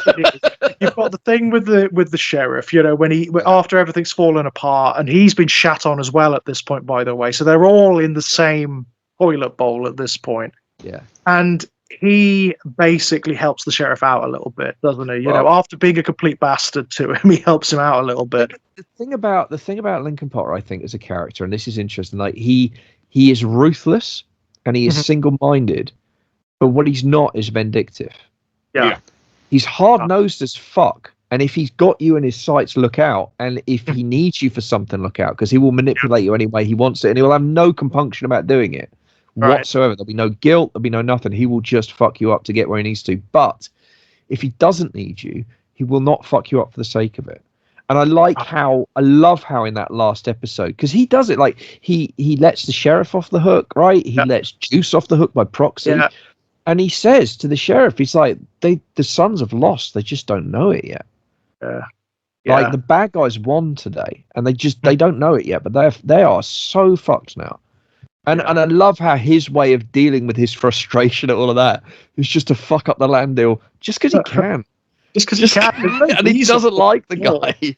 Yeah, and even I love that as well. There's something wonderfully childlike about the character too. I don't like you. I don't like you. Well, it's the whole. I mean, it's almost too much, isn't it? When he dumps the inflated like child doll on the table and says the some young guy range, and you're just like, oh please, fucking Christ Almighty, show. It's amazing. Really. And that thing where he even looks at it and says, I'll leave it to you to examine and explore. And he walks out and it's just like, it's almost too much. But like the guy's been so in the pocket the whole way through, you're kind of like, yeah, I'll give you that line. And also, it's really clever. I mean, he says the reason he did it is because the good guys needed to win, but it's also because the audience need it too. Yeah, right? Yeah. Because everything's collapsing here. But again, it's also believable. I think he really, because I think that is the kind of petty thing he'd do because he really fucking hated that guy. Oh, absolutely, yeah. Yeah, but it's wonderful as well, isn't it? I mean, even though it's slightly over the top, you kind of just run with it because it's so good. It's so much fun. It's so cathartic. It's so cathartic. Yeah. Talking of, so Steve, you said earlier, you were talking about like people with moral constants. I think we've established like Potter definitely does have that. Like, again, he's ruthless, but he does have a kind of moral center. There's two other characters I think that have that we haven't talked at all about yet, and one of them is Steve. I know one of your favorites is Happy. Oh yes. And who doesn't really have a character arc, but is wonderful. But the other one who most certainly does is Opie, who we haven't talked about yet. So Opie's who do we want to get into interesting. first? Because I think Opie in season 4. Now, bear in mind as well, and this is important, Opie's leaving the show in season 5. Spoilers for season 5, but we've already established that. That was not driven by the writers. That was the actor, again, as with the sheriff, getting another role, needing to move on. So right. Sutter has said in interviews that the original ending he had in mind for the final episode of Sons of Anarchy involved Opie shooting Jax in the head. Oh, okay. Wow. And I think when you look at season 4 Opie, you see that guy. I think that's what season 4 Opie is about. Because bear in mind, when they were writing season 4, that's still the ending that Sutter had in mind. And that's still, as far as anyone knew, what was going to happen. Right. And I think Opie's really interesting when you look at him in season 4 through that lens. Because the collapse of the relationship with his wife and the reasons for that feel very kind of, it's like when it comes to relationships, he's got like the shitty end of Jax's good fortune with his relationship. I mean, good fortune in quoted commas because it ends up being bad news later on. But you know what I mean? Yeah. Like in the moment, it feels like Jax got the better deal, right? But also Opie's loyalty to the club that murdered his wife, that inherent conflict in the man, and how his moral compass starts to turn a little bit, and he starts to realize, like, his friend Jax, as much as he clearly does love him, as you were saying earlier, George, he's got quite a bit of clay in him. Yeah. He is a manipulator. And you can see Opie starting to lose his patience with Jax's bullshit, Yeah. Opie's really interesting because he goes through the ringer in this season, and as a result, again, yes, for the umpteenth millionth time, but as a result of that suffering, he starts to see. Yeah. He starts to have that inchoate awakening in his mind where he's like, this culture that I've been brought up in, it isn't what I've been told it is. Yeah. Yeah. My loyalty to it is killing everything, is killing me, ultimately. Yeah. On a level of like echoes, I love the way that Opie literally echoes his old man. There's the scene in one of the early seasons where Piney bursts into the chapel and shoots at Clay, right? Yes. Yeah, of course. Yes. And then Opie does it again. Opie does the same thing. I love that. It's an interestingly frustrating moment for the audience as well. Yeah. Deliberately so. It's not a mistake. It's deliberately so. You're meant to feel this way because you want Opie to shoot him. You want that catharsis. You want that. I mean, you wanted Jax to do it, but you really want Opie to do it. Opie's, a good second. Opie's a very good second. In fact, lots of people have reasons to shoot Clay. I'd argue Opie's... Yeah. I'd argue Opie's got the higher moral ground and claim for doing it because Jax, at the end of the day, knew what Clay was and got in bed with him anyway. Yeah, do you know what I mean? Whereas Clay has murdered Opie's wife and father. Right? Like, come on, man. This is it. True. The shit's going down now. And by the way, I mean, talking about the acting, but the scene where Opie discovers Piney's body, and Wayne as well, Wayne being there on the set. I mean, that whole scene is incredible. Yeah, it really is. It really is. I mean, Wayne, it's awesome. Yeah, that character. Oh my god! I mean, obviously very inveterate actor, and he's just firing on all cylinders throughout. I mean, again, he's an ambiguity and complexity all over the shop, believably so. I tell you what I love about Wayne in this, because Wayne is not a brave man. No. Like, he's capable of courage, but he's not a brave man. My favorite scene in season 4, and might be my favorite Wayne scene of all time, is when he looks Clay in the eye and he does say to him, "If you ever lay another hand on Gemma again, I will kill you." Yeah. And the way he says it and the way Clay reacts too, and the writing's really good because Clay kind of tries to front it out, but it also is clear it's actually rattled him. And he says, I think, well, I guess cancer gives a man a certain level of whatever, like, you've got, you know what your sell by date is or whatever. And he tries to front it out, but you can see like Clay is actually shook by that, because it's not something that Wayne says lightly. And he says it with the way Wayne says it, you can hear like there's regret in it and there's fear even in it, but he also fucking means it. Absolutely. Yeah, I mean, relationship. Sorry, Steve, go on. Sorry, no, I think that's good. I think fear is an excellent point, because what you get from Wayne at that point is absolutely that, is fear, is what happens to me if I cross that line, but I know I will cross it if I have to. Yeah.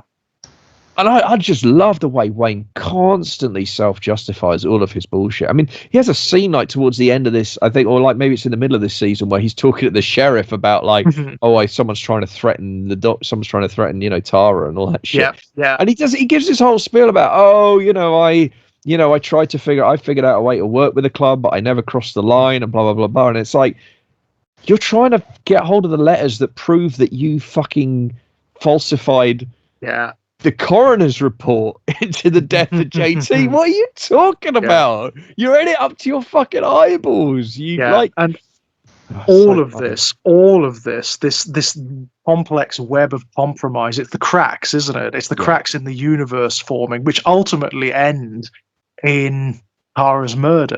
All of them are complicit here. But the decisions that are made all lead absolutely. to that. It's all leading to that. But here's the thing, like, in the hands of a lesser actor, this would be a fucking car crash of a character. Like, it really wouldn't work, because you need someone who understands all those layers and can portray them. And I just think, I mean, the actor's called Dayton Caller. He's a Deadwood alumni. He plays in Deadwood a guy who is Wild Bill Hickok's kind of best friend. Right. And he spends most of the first season trying to keep Wild Bill Hickok out of playing fucking poker games, because he knows it's bad news. There's actually a wonderful line where Wild Bill says to him, like, would you please just let me go to hell at my own goddamn time? Which is really nice. But yeah, so in some ways it's a similar kind of character, although it's not, I think it's a platonic love affair rather than obviously what he's got with Gemma, but in that way it's a similar kind of character. But obviously Wayne, I mean, that's the other thing, is like, we're talking about the opening of this season and how everyone is diminished and roughed up. Like, Wayne is fucked, man. He's lost his job, he's lost his wife, he's living in a fucking caravan, and you feel terrible for this guy. Can't afford his cancer drugs, obviously. Yeah, it's like, wow, so fucked, man. And like, Gemma's bringing him like pity bags of weed, right, to just kind of pick him up. And even Clay feels bad for him, and that's like, Clay doesn't give a shit about anyone, but even Clay's like, it's an impressive development, considering how bad we all felt for Wayne before them. Yeah, exactly. It's like, well, this is the arse end of humanity already. Yeah. And then we get back to this, it's like, you just don't think he can sink any lower. Well, I mean, and if that isn't a central message of the last 4 seasons of Son of Anarchy, exactly that. There is no ground floor in hell, right?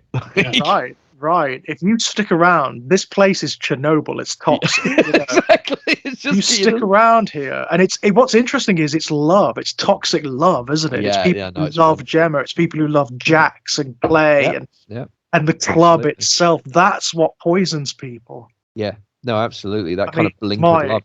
Well, I mean, Opie's a great example of that, right? Yeah. Tara. Opie is like Tara in this season. Bloody hell. Yeah. Well, actually, you know what? Let's talk about Tara, because Tara's arc in this season is so fucking important, and it's so brilliant. Good. It's so good. I mean, this is where the show nails one of its really primary themes to the mass, and it's misogyny. Yeah. Right? It's patriarchy and misogyny. What does a patriarchal structure do to women? What does it make you into? Yeah. There's that weird like cross-pollination between her and Gemma in this season. Oh, it's so I love that. Yeah. Love it so much. And then you get the other element. You get Wendy coming back. In previous seasons was kind of a hateful character. She was not a sympathetic character per se, but here he becomes almost like an angel of redemption for Tara. She's the alternative. She's the way out. Yeah, it's so clever, because Wendy represents, by the time she comes back in season 4, she represents actually kind of an alternate timeline for Tara, right? Because Tara did get out, and she could have stayed out, But season 1, season 1, episode 1, she's come back. Why did you come back, Tara? Why did you come back? And she gets opportunities to get out. She does. Yeah, she keeps getting them. She keeps getting them. But what I love about Tara's arc in this season is I love how it goes from we're doing this, we're getting out together. And by the way, I do respect how Jax, he fucks it up later on, but initially he does commit to that honest relationship with Tara. He's like, I'll fucking tell you everything. Yeah. I actually will. And he does for about 3 or 4 episodes. And it is interesting. There is a moment when he says, how much do you want to know? And the first time he asks her that, she says everything, and he tells her everything. But the second time he asks her that, I can't remember the context, but she kind of demurs a little bit. Yeah. And you're like, well, you either want to know or you don't. You're either in or you're not. Exactly. That's it, right? Exactly. But I really love how her arc goes in this season from that at the start. For me, it's the scenes in the hospital once she's had her hand broken. And she hits this fatalistic streak of like, and it's funny because she articulates actually what is completely true. Like, we're cursed. I cannot leave. We're never getting. Oh yeah, she almost gets it, doesn't she? She almost articulates like the metaphysics of the show. You cannot get out of charming. They try, don't they? Yeah. They try, and it physically won't allow it. No, I love it. I absolutely love it. I think it's so cool. And what's great is Wendy coming back, and again, like Wendy now, and really Wendy for the rest of the show is one of the more sympathetic characters. I think she's probably one of the nearest things we've got to a good guy going forward. Like straightforwardly, kind of, morally reasonably upstanding and kind of, even heroic at times. Trying to overcome her own sins, really, and, rising above them, unlike most of the other characters. But again, this is the curse of charming. Even someone of that ilk, who in most other stories would be a straightforward kind of redemption arc,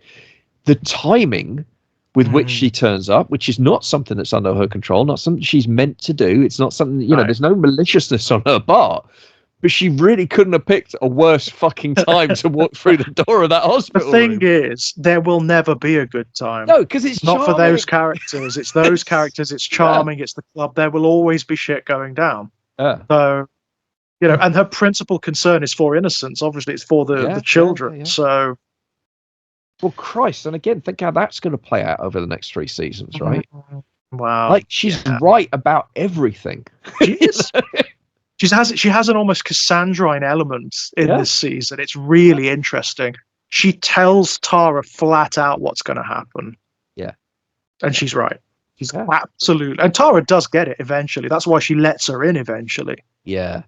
But it's so good. It's so good. It takes a lot. There's an interesting comparison between Tara in this season and Juice in the future. Huh. Yeah, I know. I surprised myself when I thought that. I don't know. I haven't thought this through completely, but it's Tara in this season. She fights. She fights from the beginning of the show. Yeah. She wants Jax, but she doesn't want to be in Charming. She doesn't want to be associated with the club. She wants the man, but not what the man represents, and not what the man's part of. And there's a point in this season where she just kind of accepts it and just goes, "Fuck it, this is my life now." Yeah. Yeah. And I think that's part of what happens with Juice later on. Is that, to go back to what we were talking about earlier on, Juice is kind of the new boy to an extent. And he's not fully into the club until he gets that flash. Right. He's there, but he's not really deep in it. He's not neck deep in it yet. And there comes a point, and it's not in this season, it's later on, there comes a point where you can almost see the change in Juice, and he just goes, fuck it, it's my life now. Yeah. That's it. Yeah. Absolutely. I can't internalize kind of fatalism, don't he kind of embraces the nihilism, doesn't he? Yeah, absolutely. And that's the point where Juice really becomes an absolute dick. But the other thing that you're saying about, and I think you're right, but for me to pick up on what you're saying as well, one of the things I love about Tara in this season, there's a scene where, and it's towards the end of the season where she's on her own, and I think she's just had a confrontation with Gemma, and she kind of holds her hands out in front of her and she says, "He's mine." Yeah. And she's talking about Jax, and it's that. Oh, I think, is that not where? That's when she and Gemma are talking about the letters again, isn't it? That's right. That's right. Letters. That's exactly right. It is, and she says to Gemma, "How many did you burn before you showed them to Jax?" That's so great.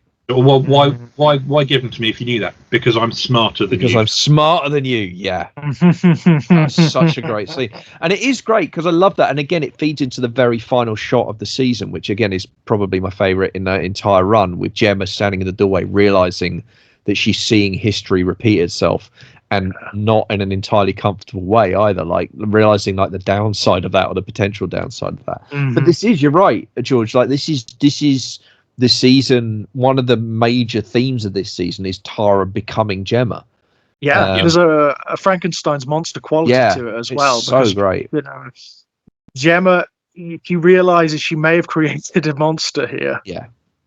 Someone who could be worse than her. Here's the interesting thing. Like Gemma from this point on, actually same as Clay, although Gemma manages it more successfully for most of it. That Gemma and Clay are both on defense from this point on. Mm-hmm.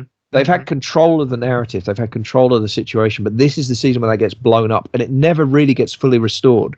You know, I've only just started watching season 5, but already the power dynamic has shifted. And actually what's happening in the early part of season 5 is Gemma's now manipulating Wendy to try and get access to the kids because Tara's restricting it. You know, like, so that power. But again, that's because Tara's power is in the ascendancy, because having fought, she's embraced the fatalism and the nihilism, if you like, of like, well, this club's it, and my man's going to be this no matter what. So fuck it, you know. Oh, I tell you what else is interesting. So this is start of season 5. Actually, no, fuck it. I'm not going to say that because it's start of season 5. Doing the season 5 chat. Okay, but fair enough. Yeah, I don't know. Let's, because we'll be here all night otherwise. But anyway, but I like how I really love. I don't love it for her, but I love, as a viewer, I love Tara's journey in this season. I think it's so fucking cool. So I mean, this time round, it really, for me, it became like the real core of the show. Yeah. I mean, I don't know why I was hyper focusing on the female characters this time. Right. And Tara's journey is one of the most tragic in the entire show. She could get out, awful, isn't it? Yeah. She could get out, and having watched the whole thing, she's given so many opportunities, and it's this toxic love for Jack. But again, we've said this before, right? In the same way that it's Hamlet and it's Macbeth, it's fucking Romeo and Juliet as well. Yeah. Like, these two are just doomed, and they're doomed not by the love, but because of it. Yeah. You know what I mean? Like they just can't get away from each other. And all of the bad decisions, or a lot of the bad decisions that Jax makes, not all of them, but a lot of them are based on that end game of I need to get Tara out. And it's so amazing. Like, I mean, it's not until the next season, but like, you even get that with Clay in like early part of season 5, where he says, I was so focused on the end game. That's all I could think about. And Jax is exactly the same all the way through season 4. He's like, I'm just going to do this shit. Even though within like 4 episodes of season 4, he's lying face down on the floor next to Opie with guns at their fucking heads, and the Russians phoning up the Sons of Anarchy saying, you've got 2 hours to bring us our fucking guns back, or we're going to shoot these guys in the head. Even at that point, like, dude, over your head, like, you are literally the definition of that right now. And you were right earlier when you said that he could get out. He's kind of lying to himself. He can't leave that club. Yeah. Or his mum, or even Clay at that point. Yeah. He keeps making excuses for everything. Yeah, and that is ironically like the kind of cliched version of JT that we're told. Those are the flaws that we're told that JT had. Yeah, that he's conflicted and that he can't make decisions, and that, But also, I think we're getting seeded in season 4, and we will see it play out over the next 3 seasons. Is like what all of that actually adds up to for me is like, Jax may be the central character of this story, but he's not fucking hero. He's not even a good guy. Oh. He is not. He is not. No, I mean, you've always said, kid, that good is what you do. Good and bad are what you do. It's not like some you can't do bad things and then say, oh, but I'm a good person. Yeah, and that speaks to your criticism of Juice, right? I mean, that's your fundamental feeling about Juice, and I respect that as a condition. Like, that's true, because he does. Yeah, feeling bad about it is not the same as not fucking doing it, right? I have more time for Clay in that regard, right? Because he's morally consistent. I mean, Clay's a shark, right? That's the thing about Clay. Like, he scents blood, he attacks, he has to keep swimming or he'll die. I mean, you feel like it's some irreducible essence of the man at this point. I mean, clearly, a series of horrendous things have happened to this man to create the monster that he is now. Absolutely. I mean, don't get me wrong. I wouldn't want to be anywhere near it. No. I mean, again, I feel like you could do a whole. If I was doing the prequel, the first 6 episodes would be like MASH, but Sons of Anarchy would be with the gang in, and it would be horrific. You know, they would just, because I bet those guys got up to some serious shit. You know what I mean? Yeah. When they're establishing their power base, the stuff they would have had to have done. No, but I mean, even before that, serving together in Nam, I think that's where the Forges were. If I'm right about Clay also serving, which I think it is. He's got an Air Force tattoo. Right. I'm almost certain Clay does. So I think Clay, JT, and Piney all served, and they all served in Nam because they're the right age for it. I'm thinking of an almost like Apocalypse Now situation. Yeah. Oh, it, man. They did and saw some shit that they can never tell anyone about, and that's part of what led to what they did when they got back. I'm sure, but you'd be a fool not to tie it into Vietnam. You would be a fool not to use that whole mythology and history. I mean, it is there. It's implicit in the text anyway, I think. You'd just be teasing it out. But I do think it's interesting. It's fascinating. I mean, you could write a thesis on how Sons of Anarchy is a post-Vietnam American parable. Yeah. Well, you know what? I mean, I was toying with doing it, and I couldn't be bothered in the end. But, I think there's a really... I don't think it was doing this, but I think you could, if you wanted to, you could make an argument that it kind of predicts the Trumpian thing. You could almost make an argument. If you look at Charming as a kind of miniature of this mythological, never really existed kind of white bread 50s America thing, the lengths and depths that people will go to preserve something that was never real in the first place, and even when it was real, it was deeply discriminatory and fucking evil. Actually, it's not a bad analogy. No, it isn't actually, and there's the microcosm of that within the club, obviously. Yeah, but that's what I mean. Yeah, exactly, absolutely. Yeah, as above, so below. I mean, that's the genius of the whole show, I think, and I think it does do that really well. And again, not to get into it, but that's where Potter's opening monologue in the Mayans is fucking jaw dropping. Oh yeah, that's one of the more interesting things about this show, but also about shows of this era, which is they don't necessarily present classic dynamics of ideological binarism. So it's not like good guys, bad guys. No, the good situation, the bad situation. In a lot of these shows, there are no good options. Sure, everything's corrupt, everything's filth. It doesn't matter where you go.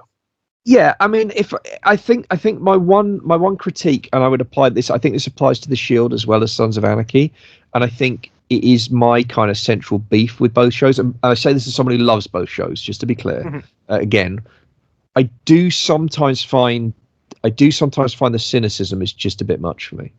Yeah, this was in the air though in American television at the time. I mean, Breaking Bad is exactly the same. It's true. It's true. I struggle to think of like anything redemptive in that show at all. I mean, I will say this though, I think Breaking Bad's clever in that it sets you up to maybe, I think the thing about Breaking Bad is it surprised a lot of people because it felt in the first season and a half, it felt like a kind of weird power fulfillment fantasy that maybe wasn't entirely icky. And then I think it's brilliant writing because I think Breaking Bad knew what it was doing the whole time, don't get me wrong. But I think that was, and maybe Sons is a bit like that, except when you go back to the first episode, you've got Tig talking about having a sex sandwich with these 3 Mexican kind of women that they smuggled over the border. And it's clear, like, these guys were awful from the beginning. Like, you know what I mean? And again, Jack's beating that guy up in the service station for really no reason. And you're like, they were never really good guys. We knew they weren't really good guys. And I think there's a cynicism in The Shield, there's a cynicism in this, and sometimes when I say this, it's a taste issue. I'm not making a moral judgment about the work, right? I'm just saying that for my taste, it's a bit cynical at times. And Sons, again, and we'll see more of that in the next 3 seasons. I mean, for Christ's sakes, I mean, if I just say the words Peter Weller to you, we'll get there when we get there, and I'm very excited to get there because you know how much I love that man. But Jesus fucking Christ, how cynical can a show possibly get? I think you're absolutely right on that point, both about Sons and about The Shield. And I think that is probably what informs my love of both shows. Fair enough. Yeah. Honestly, I think that is what draws me to it. Sure. there is, and I've got on record many times, I think the end of The Shield is the best ending of a TV show ever. Yeah. Which is the most appropriate, the most perfect ending of a show ever. Yeah. And maybe we'll talk about that one day if we ever talk about The Shield. I'd love that. But, yeah, I'd love that. I'd love to. But I think, and I think potentially, Kit, this is where you and I differ in our opinions, because my favourite of SOA is yet to come. Oh, interesting. Okay. Well, wow. I look forward to. The build to here has been good. The build to here has been fun. Yeah. Yeah. It's been violent. It's been visceral at times, and it's a lot of the time it's been. I mean, yeah, that sounds awful. It's been fun. We watched a woman get shot in the back of the head by mistake, but comparative to the back end of this show, Yes. front end is quite. I'm trying desperately not to use the word knockabout fun, because it's not. It's awful. But you are right, Steve. There is a distinct tonal difference between the first half and the second half. You know, and up to this point, it's been a gritty crime show, but it's been fun as well. There has been a lot of fun times in it. Yeah. And this is the midpoint of the run. We're a 7th season show. We're at season 4 right now. This is absolutely the pivot point. Yeah. Yeah. There is not really any fun to come from now on. No. That's I mean, any of the comedy arcs really are done now. Yeah. Yeah. There's the odd bit. There's the odd little bit of not comic relief, but there's the odd flash of humour. But it's pretty much. Pig still gets the odd line. Yeah. That's still a little bit, a little bit of a grin. But this is this for my money is as you say, the top of the roller coaster. Yeah, it is all the way downhill from here, and it is a long way down. And that's why I like, and that's personally why I like it, because for me it's like for me it's the perfect. It foreshadows everything that's to come, and it does it enough that you do. I mean, I even first time through, not knowing what season 5, episode 1 had waiting for me, I still felt a sense of real doom at the end of this season. Unlike at the end of season 3, which felt actually quite cathartic. The end of the season, I was like, oh no, this is bad. This is so bad. As you said earlier in the show. The end of season 3 really is the last point where you think things might work out. That's it. Definitely. Yeah. You can actually feel it in the writing, can't you? You can feel that descent just starting. Yeah. And the whole like theme of season 4 is the ground shifted under your feet and you haven't even fucking realized. Like it's right there in the first episode. You can't wear your cut in the street anymore. You're going to get arrested. There's a new sheriff in town. Charlie Hunson's not going to cover for you anymore. Charming Heights is going to happen.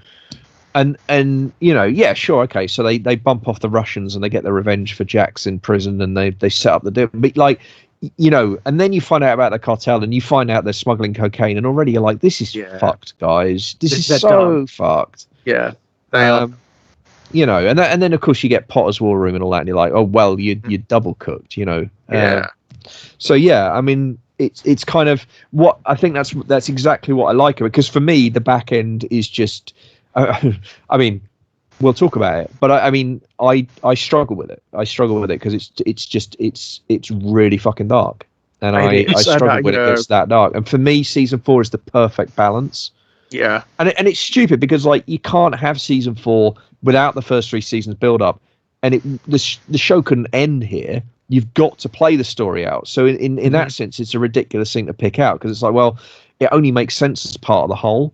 But I think it's my. I guess I'm saying it's my favorite bit of the roller coaster that is Sons of Anarchy. Personally, totally get that. Absolutely, yeah. And I also understand how sumptuous that cynicism can sometimes be in fiction as well. I mean, and it gets so deep and so dark in this one.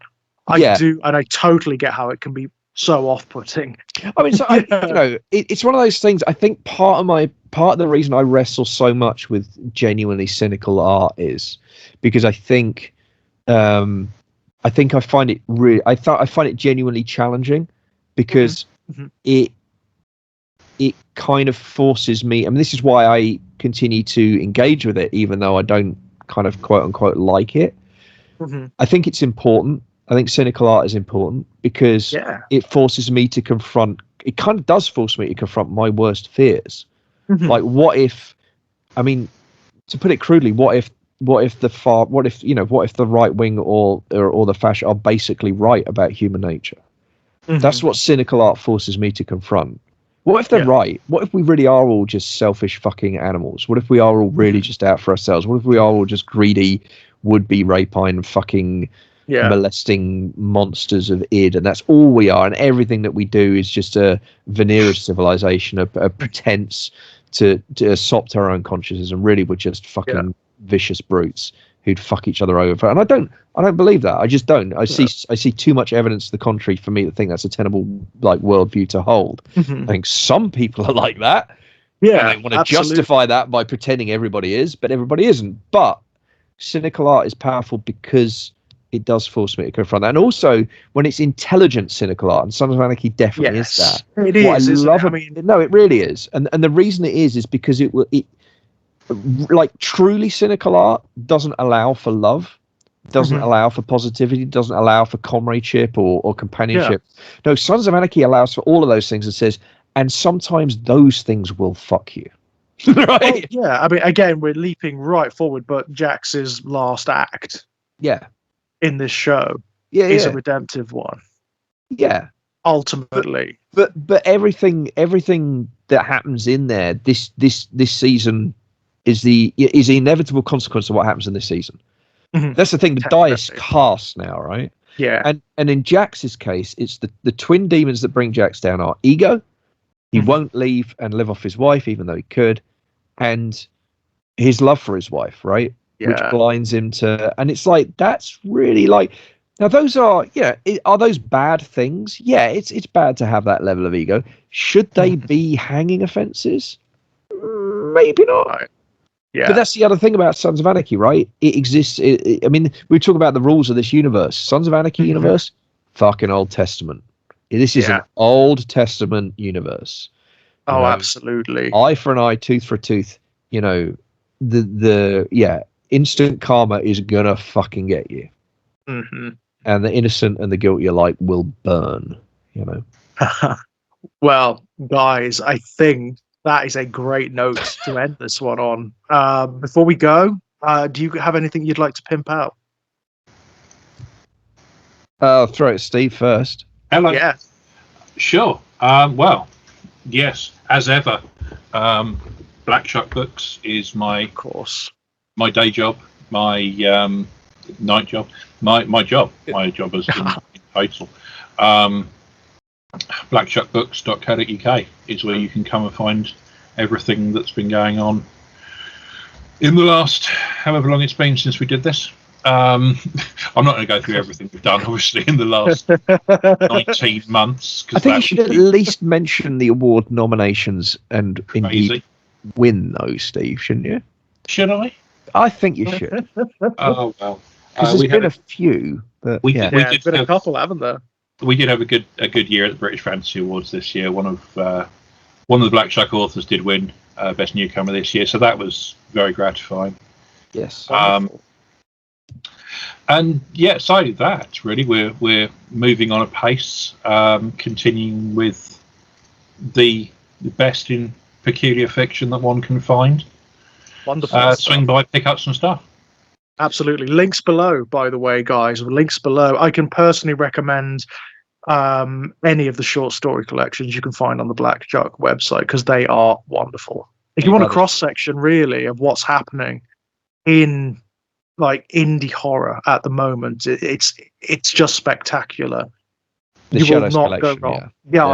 You will not go wrong. You will not go wrong. They are all absolutely beautiful. I mean, just like as physical books, they're wonderful. They're absolutely wonderful. I've got a big old collection of them, Steve. I can tell you.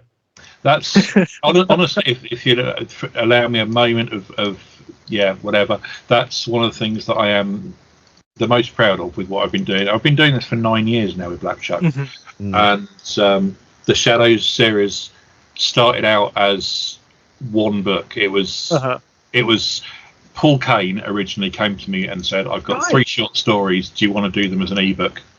And I said, "Sure, why not?" And then I thought, well, if we're doing an ebook, let's do a little paperback with it. And that was it. And it was just a one-off. And I just thought, well, this will be fun. Let's do it. And we're up to 37 Shadows. Yeah. I was going to say, the cross-section of authors you've got in there is fantastic. It really is just stunning. There are a number which are forthcoming, which I can't yet talk about. But I'm delighted. I can't put into words how pleased I am with the amount of people that have entrusted their work to me for that little pocketbook series. Really, they're amazing to me. They are delightful. They're iconic design, and like George was saying, I mean, it's like a who's who of what's going on right now. I mean, they're just fantastic. And you did one of them won a British Fantasy Award, didn't it? Charlotte win? Bond, Watcher in the Woods. Yeah, that's right. Best short story collection at British Fantasy Awards. Brilliant. Years ago. And this year's winner, Taker Maria Smith, was won Best Newcomer for her Shadows book and for her collection from Newcom Press. Yeah, so very cool. So yeah.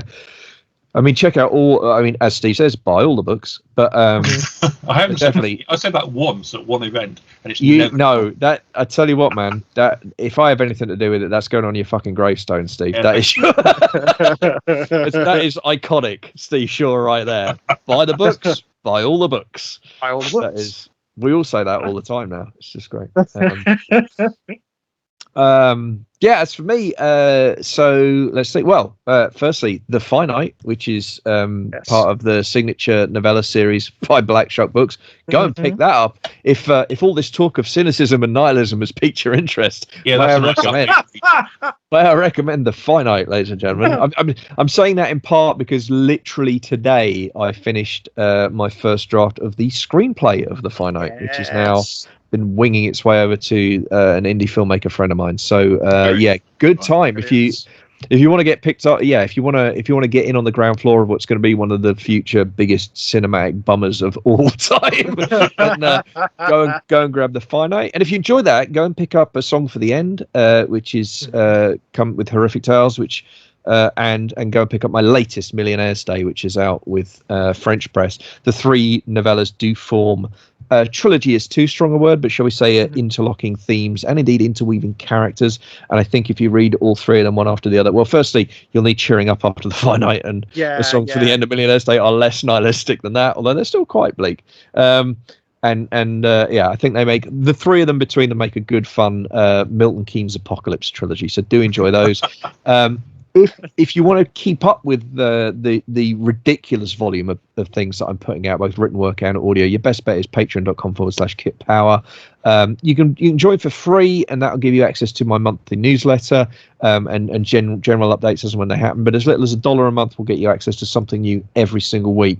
That's something you maybe extracts from, example, my new screenplay or novella that I'm working on. You might get short stories, you might get reviews, you might get essays I've written about various subjects, or you might get podcasts that I'm working on, such as, what podcast am I working on at the moment that might be going up there? Well, there's the Sherlock Holmes podcast that I'm doing, and the Bruce Springsteen podcast that I'm doing with my friend James Slater Murphy.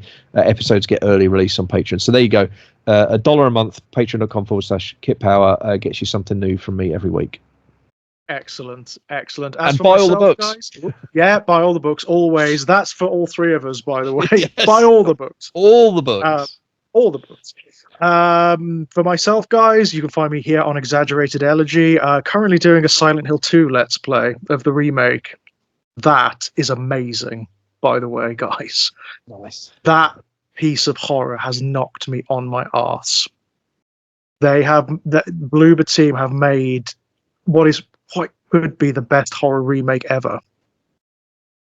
It's astonishingly good. It's astonishingly brilliant, to the point whereby it's making me reluctant to play it because it's making me anxious in the best possible way.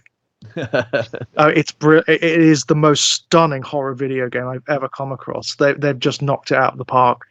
In terms of written work, you can find links to all of my published short story collections over at strangeplaygrounds.com, or if you go over to the Evil Empire of Amazon and type in George Daniel Lee, you'll find my author page there. Currently, there's actually several articles waiting to be released in the My Life in Horror series, which I inherited from Kit over at gingernutsofhorror.com. I haven't got to it yet, but your Captain Planet one just dropped, right? I'm really excited to read that. Yeah, the really power is yours. Yeah, that's I mean, I know the theme this evening has been cynicism and darkness. That is a really fucking cynical one. It really, really is. But it needed to be said, quite frankly. It's something that we've been talking about a while, haven't we, Kit? These ideas and what it has popped up, and it's it has been rattling, and I needed to get it out. But there will be a couple of others coming up very soon as well, including I promise, because I did a preemptive My Life in Horror about the original Silent Hill games when this was mooted, the remake of Silent Hill 2. And I was very cynical in that about the possibility of this remake being any good at all. And I promised that if it was, then I talk about the remake. So I've got to do it now. So I've got to do another article about that. So look forward to that as well. Nice. And I think for now, I think there's something else I forgot to mention super quick. It's a social media. I guess it's kind of my sort of best place to announce it as well. Like, so previous versions of the show and other shows I've done with George, you'll have heard me mentioning @KitGonzo on Twitter. That no longer exists. Or if it does, it's not me. I finally decided I can no longer be part of a social media platform that's owned by an actual fascist. So I have nuked my Twitter account. I can, however, be found on Blue Sky @KitGonzo. Blue Sky Social, so do find me there, and please do find me there. Blue Sky is just growing exponentially at the moment for obvious reasons, because I think everyone's basically doing what I did, downloading the Twitter archive and nuking their Twitter accounts. And I got to tell you, as someone who hadn't realized through that boiling of frog effect how shit Twitter had become, it's a breath of fresh air to be on a platform that functionally looks and works like Twitter, except it just works. It works the way it used to. And you're like, and not every third tweet is not someone trying to sell you crypto, right? Like it's just, oh yeah, I remember this. So if you do want to do the social media thing with me and you miss Twitter, so do I. But you know what, Blue Sky, it's fine. It's working at the moment. Blue Sky's good. I mean, I'm over there too at Exaggerated Elegy now, and there's it's just a great community over there. There are loads of like sub communities of artists and writers and all sorts of people coalescing there, and it's a very healthy space. That people are working very hard to keep the prick out, basically. It's zero tolerance for fash, and it's working really well. It's working it's nice to find a space like that these days, isn't it? Let's be honest. Yeah, no, absolutely. So I thoroughly recommend. And a lot of the people that have learned the lessons of Twitter, it's like block rather than engage. Exactly. Yeah. And it seems touchwood. I mean, look, what lesson can we learn for the last sort of 15 years of social media? All social media sites get big and then turn to shit. Like that seems to be the pattern. But right now, Twitter is a fucking cesspool, and you don't need to be on there for your own mental health. Blue Sky is actually a pleasant experience right now. So come and join me and George and whoever else is on there. But it's because it's exploding at the moment. It's really welcoming. There's loads of my follow accounts just shot up in the last week. Likewise. So it's a good place to be. I'm absolutely terrible at social media, and I frankly hate the concept. It's very core. Let's be fair though. That's the concept of socializing, right? I was about to say that's the concept of being social. That said, I also cancelled my Twitter account in the last few weeks. For a multitude of reasons, not dissimilar to Kit's, but also including their policy on AI. Major reason for leaving. I'm also on Blue Sky at Blackchuck, as I am everywhere else. So do that. If you feel like following an account that will almost never say anything at all, and when it does, it'll be about peculiar books, then I'm definitely your guy. A Twitter account that just tells you about fucking excellent horror books. Frankly, we need more of them, not less. Sounds fine. Sounds good to me. Great stuff. Well, guys, thank you so much. It's been a blast. I'm so happy to have pick this back up again. No, absolutely, and I promise we will not leave it so long because I've started season 5 now, and I want to get this. I mean, I want to get this done, and not in a bad way, but I'm eager to finish the run. So yeah, we'll I look forward to. Couldn't help it. No, I get it, but looking forward to reconvening the chapel soon, guys, and seeing out the rest of the run. Also, I'd like to somewhat decry the concept that this had been a cynical episode of the show. Frankly, I think it's been quite cheerful. It's been quite upbeat. It has been fun. It's been almost knockabout when you compare. So if this episode wasn't quite bleak enough for you, boys and girls, just wait. Yeah, that's fun times are coming. But I think Steve, reading between the lines, Steve, I think you probably read that as an artistic failing, right? Yeah, we need to do better. or worse. I don't know. Whatever it is. Yeah. Okay. Yeah. I mean, luckily, I think the source material is going to help us out with that. I think we're in good hands. Yeah. In that regard, we're going to be fine. Don't worry. All right. Until next time, guys. Bye-bye. Bye for now. Good night.